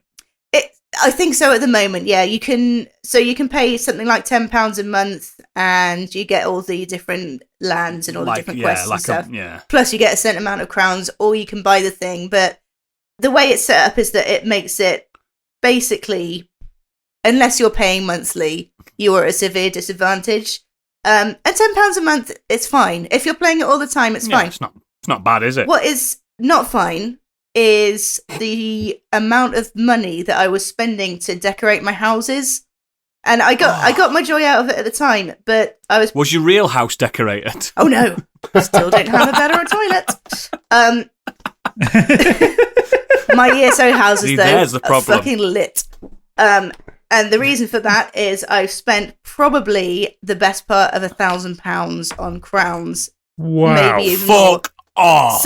Wow. So buying... I'm shaking now. So buying one of the bigger houses and the housing for me was like a really big part of what I enjoyed with it. So Why don't you just play Sims? I should have just played Sims. You could There's spend no a reason why I fortune on didn't. Sims. I was going to say that's about That can 950. just be as bad, can't it? I'm a Gadget real works victim. out, doesn't it? I'm a victim of advertising and seeing something that I just desperately need at the time, but it's contributed. Do you know what nothing game you to my life. genuinely love? You genuinely love Animal Crossing. Probably, That's basically that. but I'm not buying a Switch just to play one game or two because I play No, Zelda. no, exactly. So yeah, the sheer amount, and it was at a time when I really couldn't afford to be spent. So I got into an ESO during lockdown times. So that was not a time where I could afford to be spending money on a rocking horse for my pretend house. So regret. Oh, you mean when you were getting shafted as a self-employed business person? Well, yeah, exactly. And mean then? still living through the shafting now, but it's Yes, absolutely. but We've got a great government, guys. But it's not. Sorry. It's not even so much that you are able to buy things. That's fine. It's the sheer volume of stuff that they throw at you and the price of Is things. it predatory? And it's not predatory, and it's a pay to win type thing. You for the majority, although they do loot crates. But for the majority of things, you can see how much they cost in crowns, not in real world currency. And you can So buy what's a it. crown to a quid? I can't remember now, but it was not a particularly great conversion Gadget, get rate. me the exchange rate from a crown to a quid. I mean, there's He's on it. He's on it. Look, the man in the chair. there's even a full on sort of like online currency type thing. Like you can sell An exchange. yeah, Bureau an de exchange. change. Yeah, so you can I was spending real world money on crowns and real world money to buy in world ESO money. So That's the only reason the country's still going, I think. Yeah. Thanks to your crown buying. Yeah. The economy has been lifted. Well, you're welcome, everyone. It's a good job you don't play like EVE Online, these games that have vast economies. 'Cause Well, you'd even be lines, you're fucked. talking thousands, aren't you, for a ship? Yeah, yeah. These are vast economies that people have become real life millionaires from. Yeah, but there's no way you can become a Insane. real life millionaire on Elder Scrolls Online. So that's No. probably my biggest regret in terms of media stuff. PSVR, I regret paying as much. When did you last play it? Well, I never got the little wire so that I can't play it on my PS5. So I haven't played it since I retired the PS4, which was the day the PS5 came out. Do you want it? I've got one. Oh, if you got I'll one, send you one. yeah. I've got a PS. Pretty sure I've still got that wire. I'll see if I can find it. Oh, that's amazing. Maybe I will go back on it. But yeah, it's the price that And I play paid. it for half an hour. I mean, I paid it. I played on it a fair bit when I got it, but had I even got that wire, I don't know how much I would play on it now. But What's the killer game for PlayStation VR? What's like Resident Evil 7? Resi or something like 7, Skyrim as Yeah. well, obviously. No Man's is that Sky, VR? I reckon. Mhm. No So, Man's um, Sky. that? I bet Skyrim does actually feel better to play VR. Makes you feel sick though. It makes a lot of people get does it? It's motion a sickness. smooth movement. Yeah. Ooh. Also, Udos, I've just looked it up. So you can get here we go. 1,500 crowns for $14.99. So it basically works out to £1 per penny. Yeah, yeah. Mm. There we go. The man in the chair, ladies and gentlemen. Round of applause. It And I took me should have a remembered that, but ridiculous amount of time to find that. I've- That was really hard to find. I should have remembered. But you are the in-game man that economy, gets me but the info. I probably repressed that memory, so that's the reason I didn't remember it. That's why Gadget's the hardest working podcaster on the internet, ladies and gentlemen.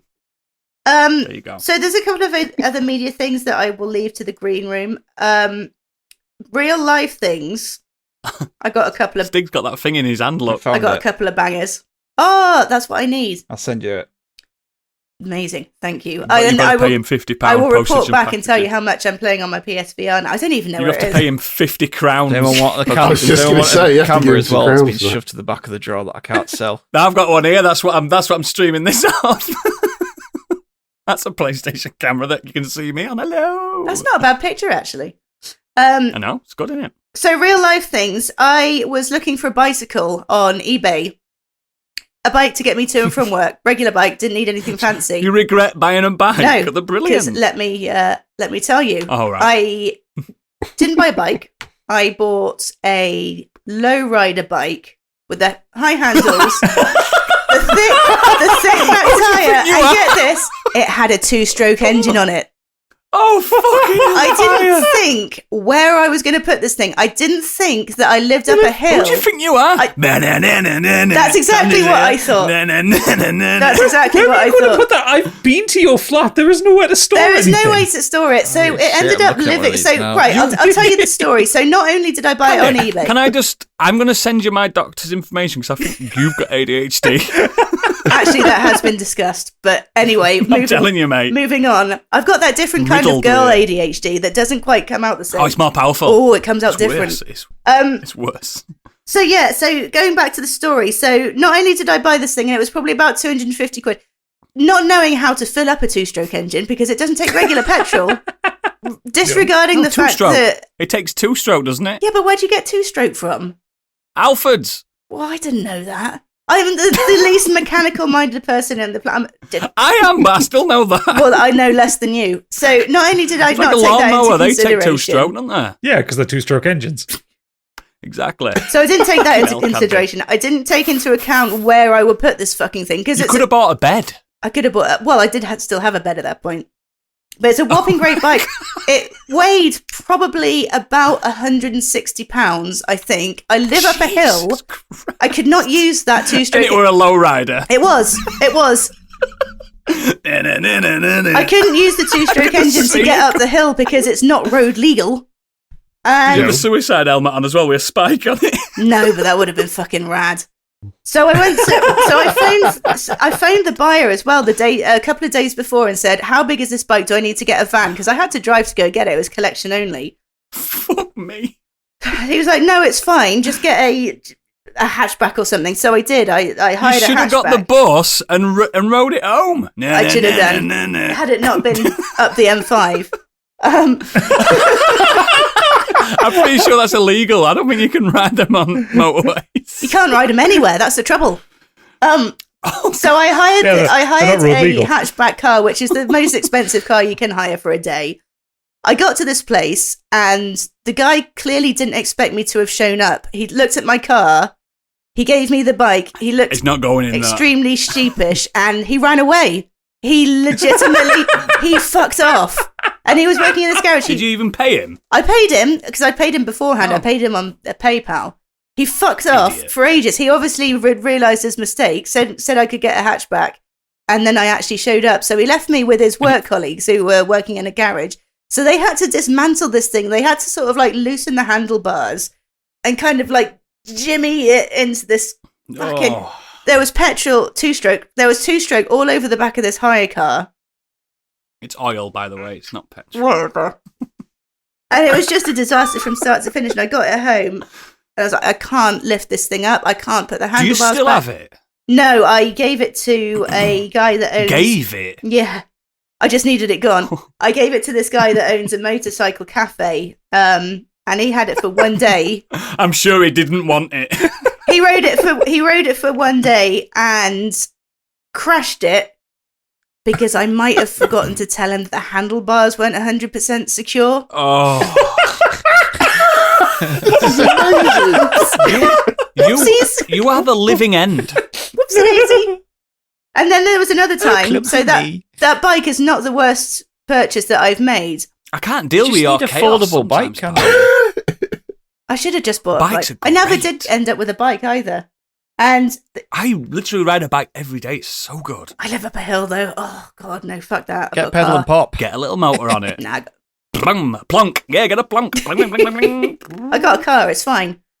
Oh. Speaking of cars, I did buy a lemon, but we'll go into that later. Probably the most expensive and most useless, and I literally did not get a penny back on this purchase I made, was, I don't think any of you know this, Gadget might. I bought a Oh, pub. dear.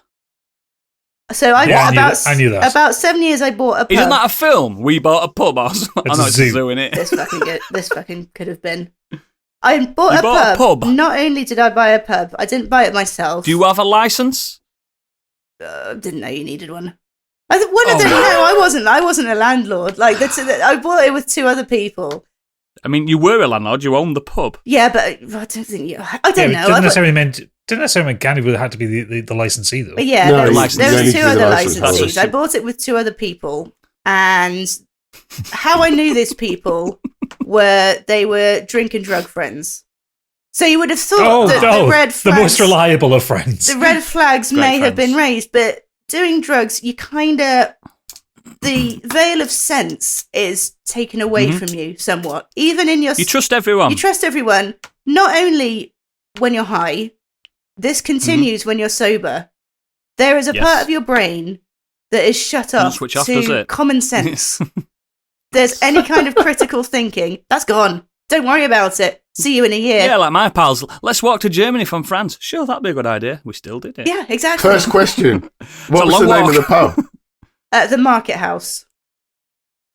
In Western-super-Mare. Shame it wasn't called the Red Lion. They're all called the Red Lion. Sounds very refined. Well, yeah. It could have been like the Grape and Anchor or something, but no. So yeah, basically, the plan was that these two... The Titty Twister. Oh, that would have been sweet. We might have got some customers then. Smelly pussy, hot pussy, cold pussy, pussy, pussy, pussy.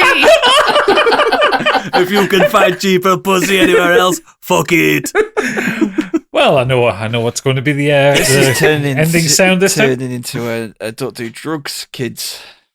Oh, confessional. Honestly. I regret them purchases. Massively. So yeah, to cut a long story short, it was not the greatest idea in the world to go into business with two people who drank the profits, basically. They had a disease. Sort of turned out that I was kind of the silent partner who paid for everything, and they were the unsilent partners who drank everything. So we just, and I was still tattooing, so this wasn't, I was just funding the thing. And it turned out that I got to the pub one day, big notice on the front door, saying that the locks had been changed because the rent hadn't been paid.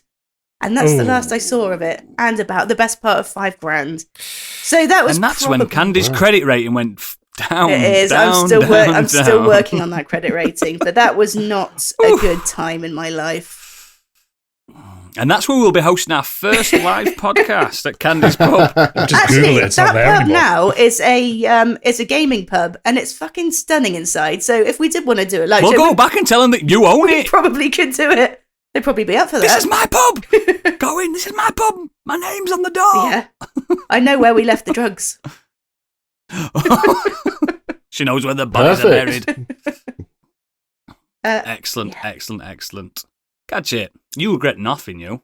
No, I'm pretty good with things. There have been some things I've regretted over the years. Actually, not so much with like stuff like games and films and that. Although I do remember. Hang on, where was it? I bought on the day of release on PC Castlevania: Lords of Shadow. Regretted that one. Not very good at all. Thought it was going to be a traditional. Kojima's worst game. Thought it was going to be a traditional Castlevania game, but with Robert Carlyle in it. No, it was a shit. There was a shit. I heard that's quite good, isn't it? It's not. A different. If you go back and play it, it's not. It's a very bad Castlevania game. Yeah, isn't it a bit more like Gods of War type than Castlevania? That's all it is. That's all it is. It's literally just God of War with a different colour palette on top. Okay. It's not good. I once bought a guitar online off eBay. That was a big regret. It was like a Telecaster kind of guitar. Turned up, it was awful to play. It sounded like shit. I didn't. I mean, I should have really known spending £150 on a Telecaster style guitar. It wasn't going to be great. Yeah, that can't have been good. No. When I buy an instrument, I go in and play it first. Oh yeah, ever since then, it's like I go to the shop. You've and got I play it. Yeah. But the three main regrets that I've got on mobile phones over the years. Yep. Now I've been on iPhone since 2013. Never really looked back. Very happy with them. But I'm talking about this. This is back in the feature phone days. Like back when I used to work with T-Mobile and I could get a new phone. We don't call them dumb phones, ladies and gentlemen. We call them feature phones. Symbian is a great OS, guys. Oh, yeah. But there's three of them I want to point out between the years of 2007, 2009, and 2010. I think before the iPhone, basically. Well, before I got into the iPhone. Yeah, now, the first one, 2007, I chose this over a first-gen iPhone. Which were good. I like the first-gen iPhone. Yeah. It was revolutionary. But I chose the LG Beauty. Why? Because I thought it was better. The big chunky touchscreen device. Massive bezels. Resistive touchscreen. It came with a stylus.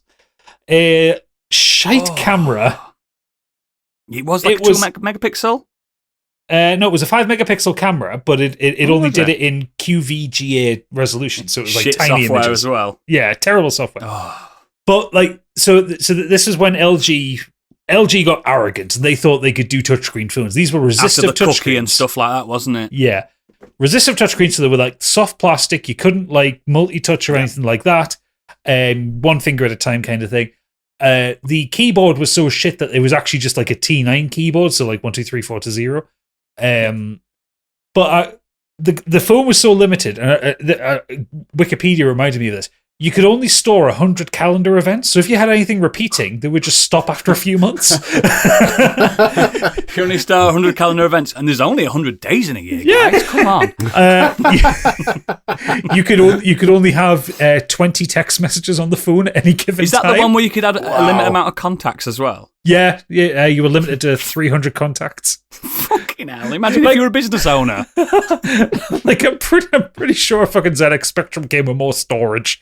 I mean, you think also how like tiny a text message is in storage. It's 2 kilobits. You know, it's tiny. Kilobit, yeah, it's tiny.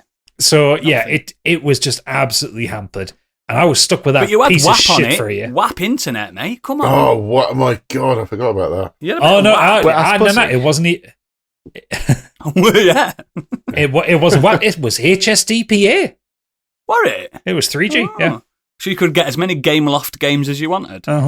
It would also play DivX VGA video. Fuck off! No way. The file. Yeah, and it was terrible. Absolutely on that tiny little screen. A tiny little screen with the tiniest little speaker you've ever heard. And if you wanted to plug I will watch episode 1 of Phantom Menace in DivX on my beauty, and I will enjoy it. And if you wanted to use headphones with it, you had to use the ones that came with it because it didn't have a headphone jack where the iPhone did. I should have got the fucking iPhone. The iPhone, do you know what? It had an iPod in it as well. Yeah, an iPod in it. Come on. So then this takes us on to 2009. There were 2 phones in 2009 that I ended up with. Think.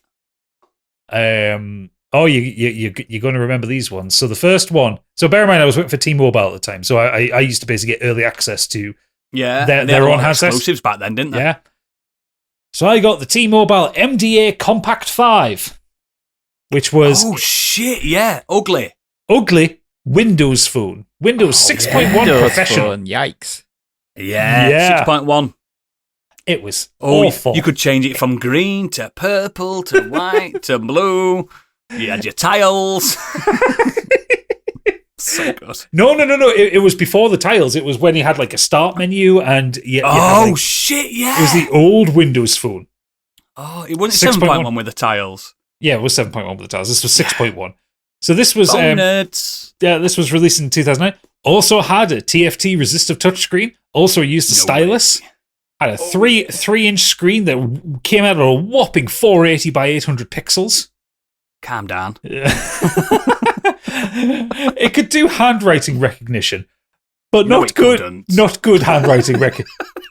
You put an I in with a dot at the top, it would put a 1 in. It was fucking awful. Yeah, it's because it was in Roman numerals.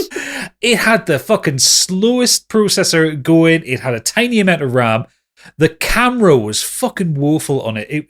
It would do video at 480p at 15 frames a second. It was like watching anime that you've downloaded off LimeWire. Didn't they have like the Galaxy 2 and the 3GS iPhone at that point as well? No, they didn't have the 3GS iPhone. They started getting the iPhone from the 4. Oh, was it 4? Oh, yeah, it was exclusive to O2. Exclusive O2, yeah, that's it. You had to pay loads of money up front as well, didn't you? It also had a tiny battery, considering it was a smartphone, an early smartphone. So, like, if I was using it, I couldn't get a day out of it. But the best thing 2,000 milliamps, something like that? No, 1,100. Fuck off! Yeah. But the best part was, I couldn't get a whole day's worth of charge out of it, or use it because it was so fucking slow and did nothing. Yeah. Typing a text message on it with the little stylus, tapping away at the screen, waiting for each character to come in. Oh my God. It was terrible.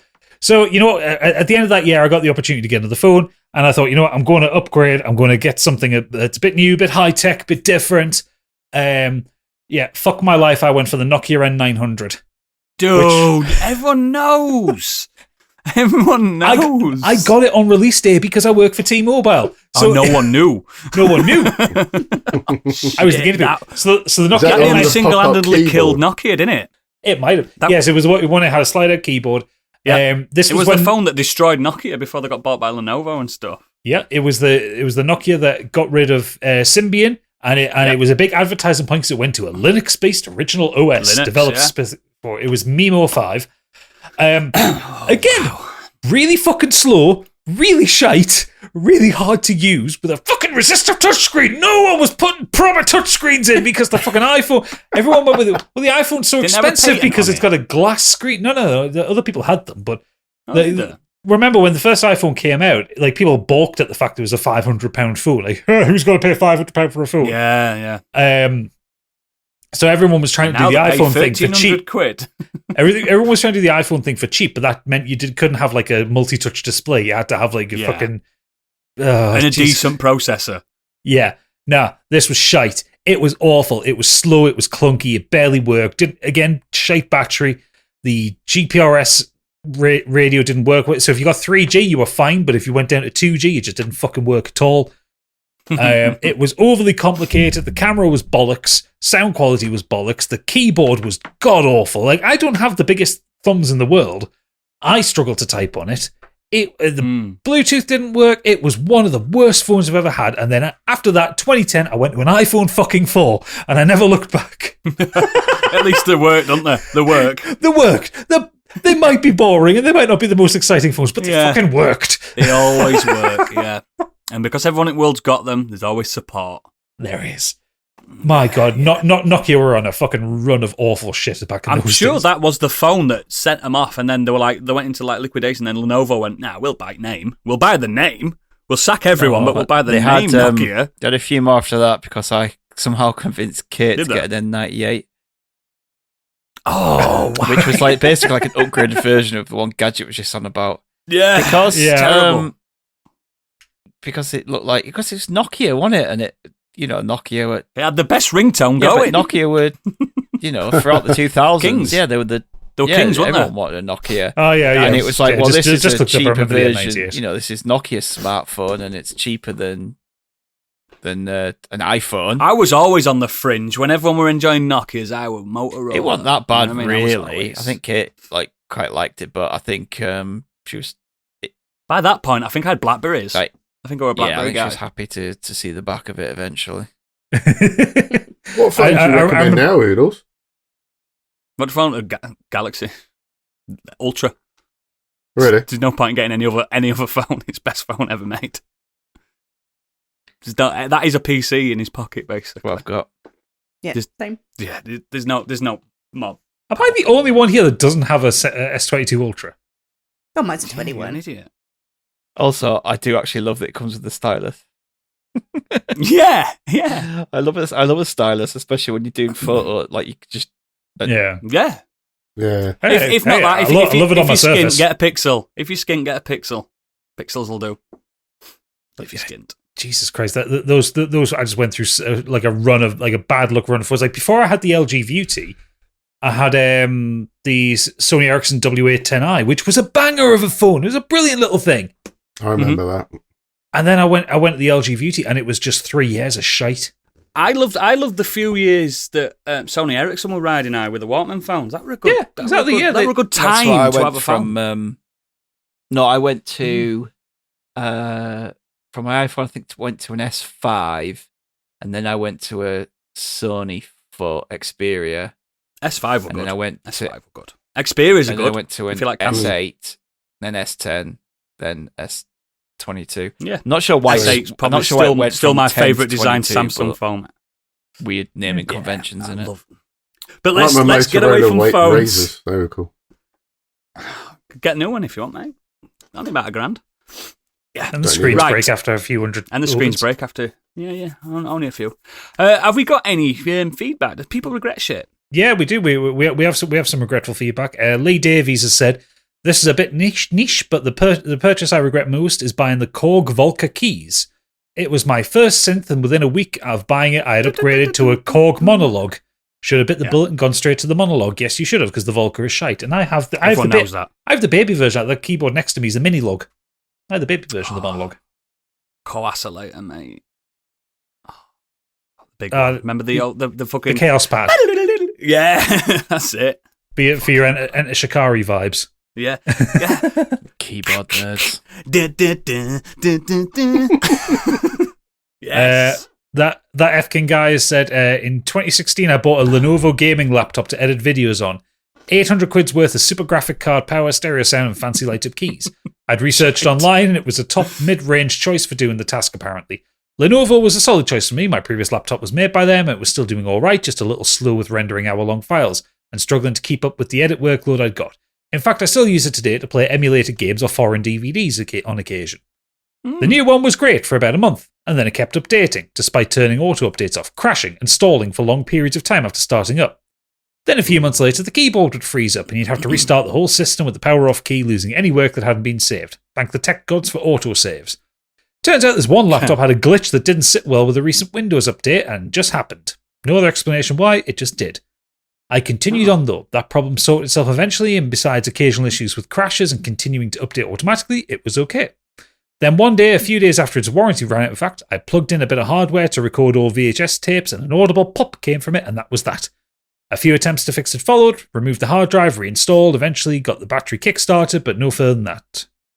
I took it to a repair shop, got it diagnosed. Apparently one of the memory chips hadn't been installed properly and was constantly disconnecting and reconnecting. This would be the cause of the constant crashing and what I assume was the inevitable frying of the entire motherboard. So I ended up buying a Mac for second hand and much less and kicking myself for not doing that in the first place. They do work. That Lenovo, nearly $1,000's worth of equipment, just went up in the trash. I love my VivoBook. Every Asus laptop I've had has been really good. Yeah, I've liked it. But, I've got Asus or whatever they're called. Asus, whatever. But my VivoBook's fucking fantastic. Asus. I really like the Surface. Asus.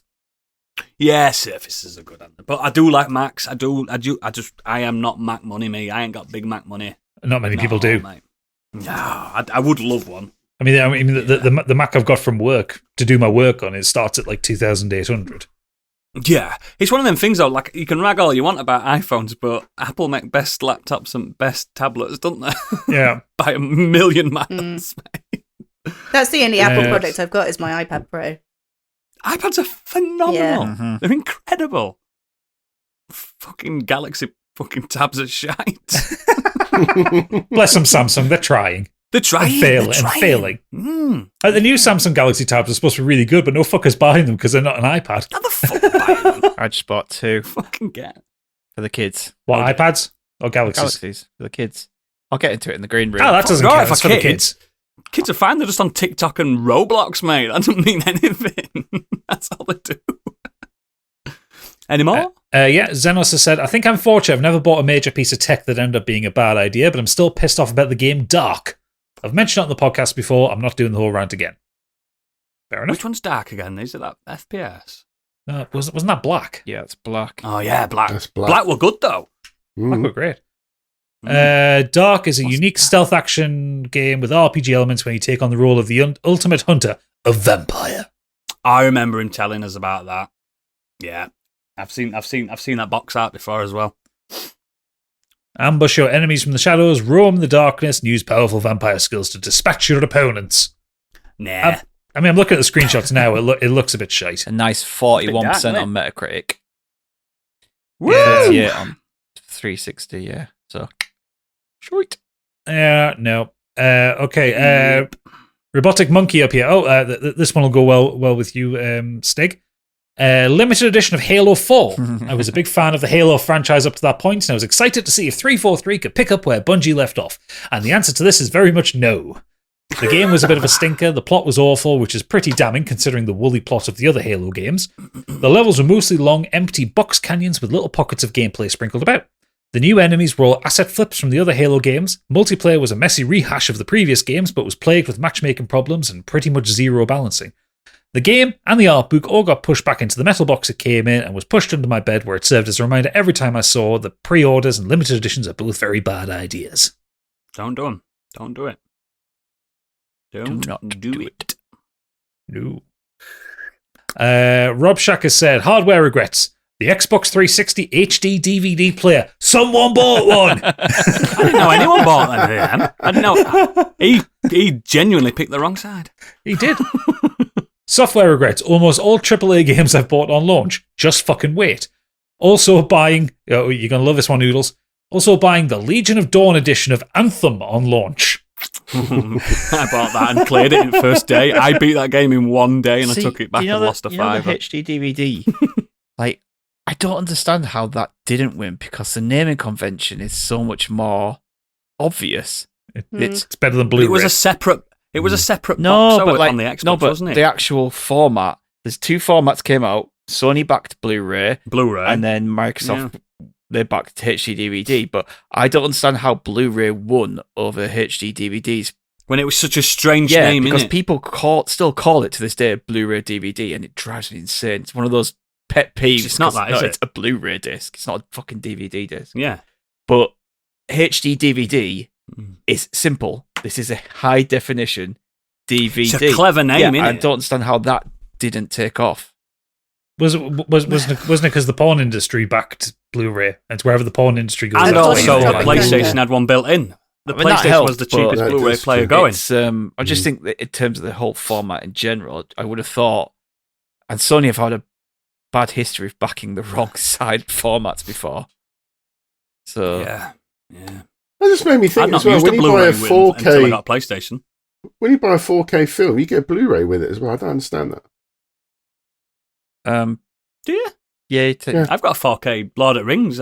Maybe I have. There's loads of discs in that. Some Blu-rays you buy come with a digital download as well, but it's like through some proprietary thing. Yeah, I've got 4K movies have a Blu-ray version inside as well, and you're like, why? I don't need it. That's not what I bought it for. You might not have a 4K telly, but why would you buy one if you ain't got that? I've got Blu-ray that came with a DVD and a digital download, which you can't access anymore because Ultraviolet thing got shut down. So, Ultraviolet, I remember that. Yeah. Right. Moving on. Tig says I bought the 13 remake at launch. Poor Tig. And he also bought 13, the French shooting game. Yeah, which was but the remake. The original was good. The remake was fucking balls. Is it not? All right. It's good now because they released a remake of the remake and fixed it. Like, it wasn't just a patch. My nose again. It wasn't just a patch that they put out to like fix some like bugs or whatever. They completely redid it. Really? Oh yeah. So good, that original one on PS2. It was fucking so good. He also bought Battlefield 2042 at launch. Biggie won't admit that regret. Well, Biggie didn't buy it; he won it. Oh no, he won it, didn't he? Still a waste of a win. Still hurts. Still put 80 hours into it. He still had to retweet that. So much. It hurts so much that he put 80 hours into it just to check. Yeah, just to check, just in case one day it might have been good. It was the only one we were still playing. Oodles, this next one's going to hurt you a bit. Nimrod Hexer says, "Dear mortgage extortions. Whilst I don't regret the purchase and it's not media related, my contribution is our mortgage. It's 2008. Our previous deal has come to its end and it was time to sign a renewal with the good people at the Teachers Building Society. We prefer a fixed rate and duly signed for a 5-year fixed rate deal and went about our business. A few short weeks later, the global economic collapse hit and interest rates fell sharply and stayed historically low for the entire period of the mortgage. It cost us thousands." Guess who else is currently going through that? Me. And it's fucking killing me. My mortgage is due in November. The amount of times I've been on at NatWest, mate, I have had so many Zoom meetings with NatWest this month alone. It's ridiculous. I don't even call her Miss whatever her name is. I call her by her first name. Yeah. Ours dropped at our last mortgage, and we got a really good deal. Yeah, you also live in a house that apparently you only pay like 50 quid a month for electric as well. You've got some kind of witchcraft where you live, mate. Fuck knows what you're doing. He's rigging it up to a fucking lamppost, isn't it? This guy here. Got lots of hamsters. Yeah, I'm kind of dreading. That's why he's got Springer Spaniels, man. He's got the treadmills. I am actually kind of dreading when our mortgage comes up because it's coming up this year, so... Mate, I fucking hate it. It kills me. I can't sleep. Do you know what the worst part is, honestly, as well? Please become a patron. It's the fee as well that you have to pay on top. I'm like, Well, everything. It's a I'm scam. not. It's like, well, I can't afford this fee, so now I'm going to have to add that into my mortgage costs. So I'm going to have to borrow another like £1,000 on my house just to fucking buy this. So it's just an extra £1,000 on. And imagine if you were a person that had like Candy's credit rating. No just chance. for this guy, this mortgage broker, to fill some fucking forms in I could do myself. I know. It pisses me off so much. But I can do everything else in my house online. I could do all of my insurance. I could do all this, all that. Why can't I look for mortgages online myself and just do it like that? No, I have to go. I'm thinking about renting me and think, fuck it, I'm going back to renting. Anyway, moving on, we've got one more, and again, Oodles, this one might hurt you a little bit as well. Oh god! It's from Angry Kurt. He says, "I think this will prove to be a controversial pick, maybe even more so than Rocky, but I have justifiable reasons." You don't. The Nintendo DS. Fuck off! It's an incredible machine. I was already quite late to getting one, and I was itching for Pokemon experience again, so I picked up one. It was also about 10 when it came out. So I picked one up with Pokemon Black from CEX. I had fine time with Pokemon, and I also bought and enjoyed the Super Mario Brothers and Phantom Hourglass games on there, but after those, I can't remember playing anything else on it. And if I did, I could have played it later on my 3DS. I would never claim the DS as a bad console, as it definitely is a great console, but if you're only into certain genres, particularly JRPGs and RPGs, I was disappointed there wasn't more games which appealed to me, like platformers or action-adventure games, hence I feel like I wasted my money on it. There's so many platformers on DS. There's so many Gadget. Them Castlevania games on DS are incredible, aren't they? Yeah, they are. So good. And which is really weird that I've been playing them on a PS5. Yes. And then you've got a load of Metroid games, loads of Mario stuff. You've got and then when the DSiWare came out, if you had a DSi, fucking hell. Phoenix Wright games, they're great. Phoenix Hotel Wright, Dusk, yeah. that was a great game. Hotel Dusk, yeah, you held it like a book, didn't you? I tried to get that running on It the was- Steam Deck, but it doesn't really work. Oh, to so hold good. the- There were loads of good, like visual, like interactive novel ones and stuff. DS is so good, and 3DS is even better. Even Dr. Karishima's brain training. I love that. I used to do it every day. It didn't help. No. It's a nice little distraction, though, while you're on the bus. I think it had a disclaimer somewhere. Yeah, Yeah, that's all the feedback. He's so wrong with that DS take. Kurt, you need to start getting better takes. Nah, come on. To him personally, I regret buying a DS because I bought it for Amelia and she barely fucking plays it. Yeah, but you don't regret it because for you. But yeah, I know what you mean. It's such an easy to pirate system nowadays, though, isn't it? It's a Biggie's dream. I Man. don't know. Oh man, No. I've Yeah, just I heard. anyway. I don't know. Yeah. Who knows? Anyway, as always, links to all our extracurricular activities are in our show notes and at modernescapism.co.uk. Please find it within your hearts to try out our Patreon, even if it's just for 1 month. It's cheap, and there's a huge back catalogue now of loads of lovely, lovely stuff. Check out his YouTube, his TikTok, Twitter, everything. Don't regret missing out on this content. It's just galore. It's for the price of a coffee. You know what I mean? Yep. Hey, I see our official blue tick disappeared the other day. Where did that go? Oodles found out we had to pay for it, and he was not happy about it. I spoke to our people and went, shut it down. Shut it down. Blue tick wankers in the green room. Next week, listener, it's the start of a new monthly topic. Guess what? It is next week, Yeah, isn't it? non-fiction. It is next week, yes.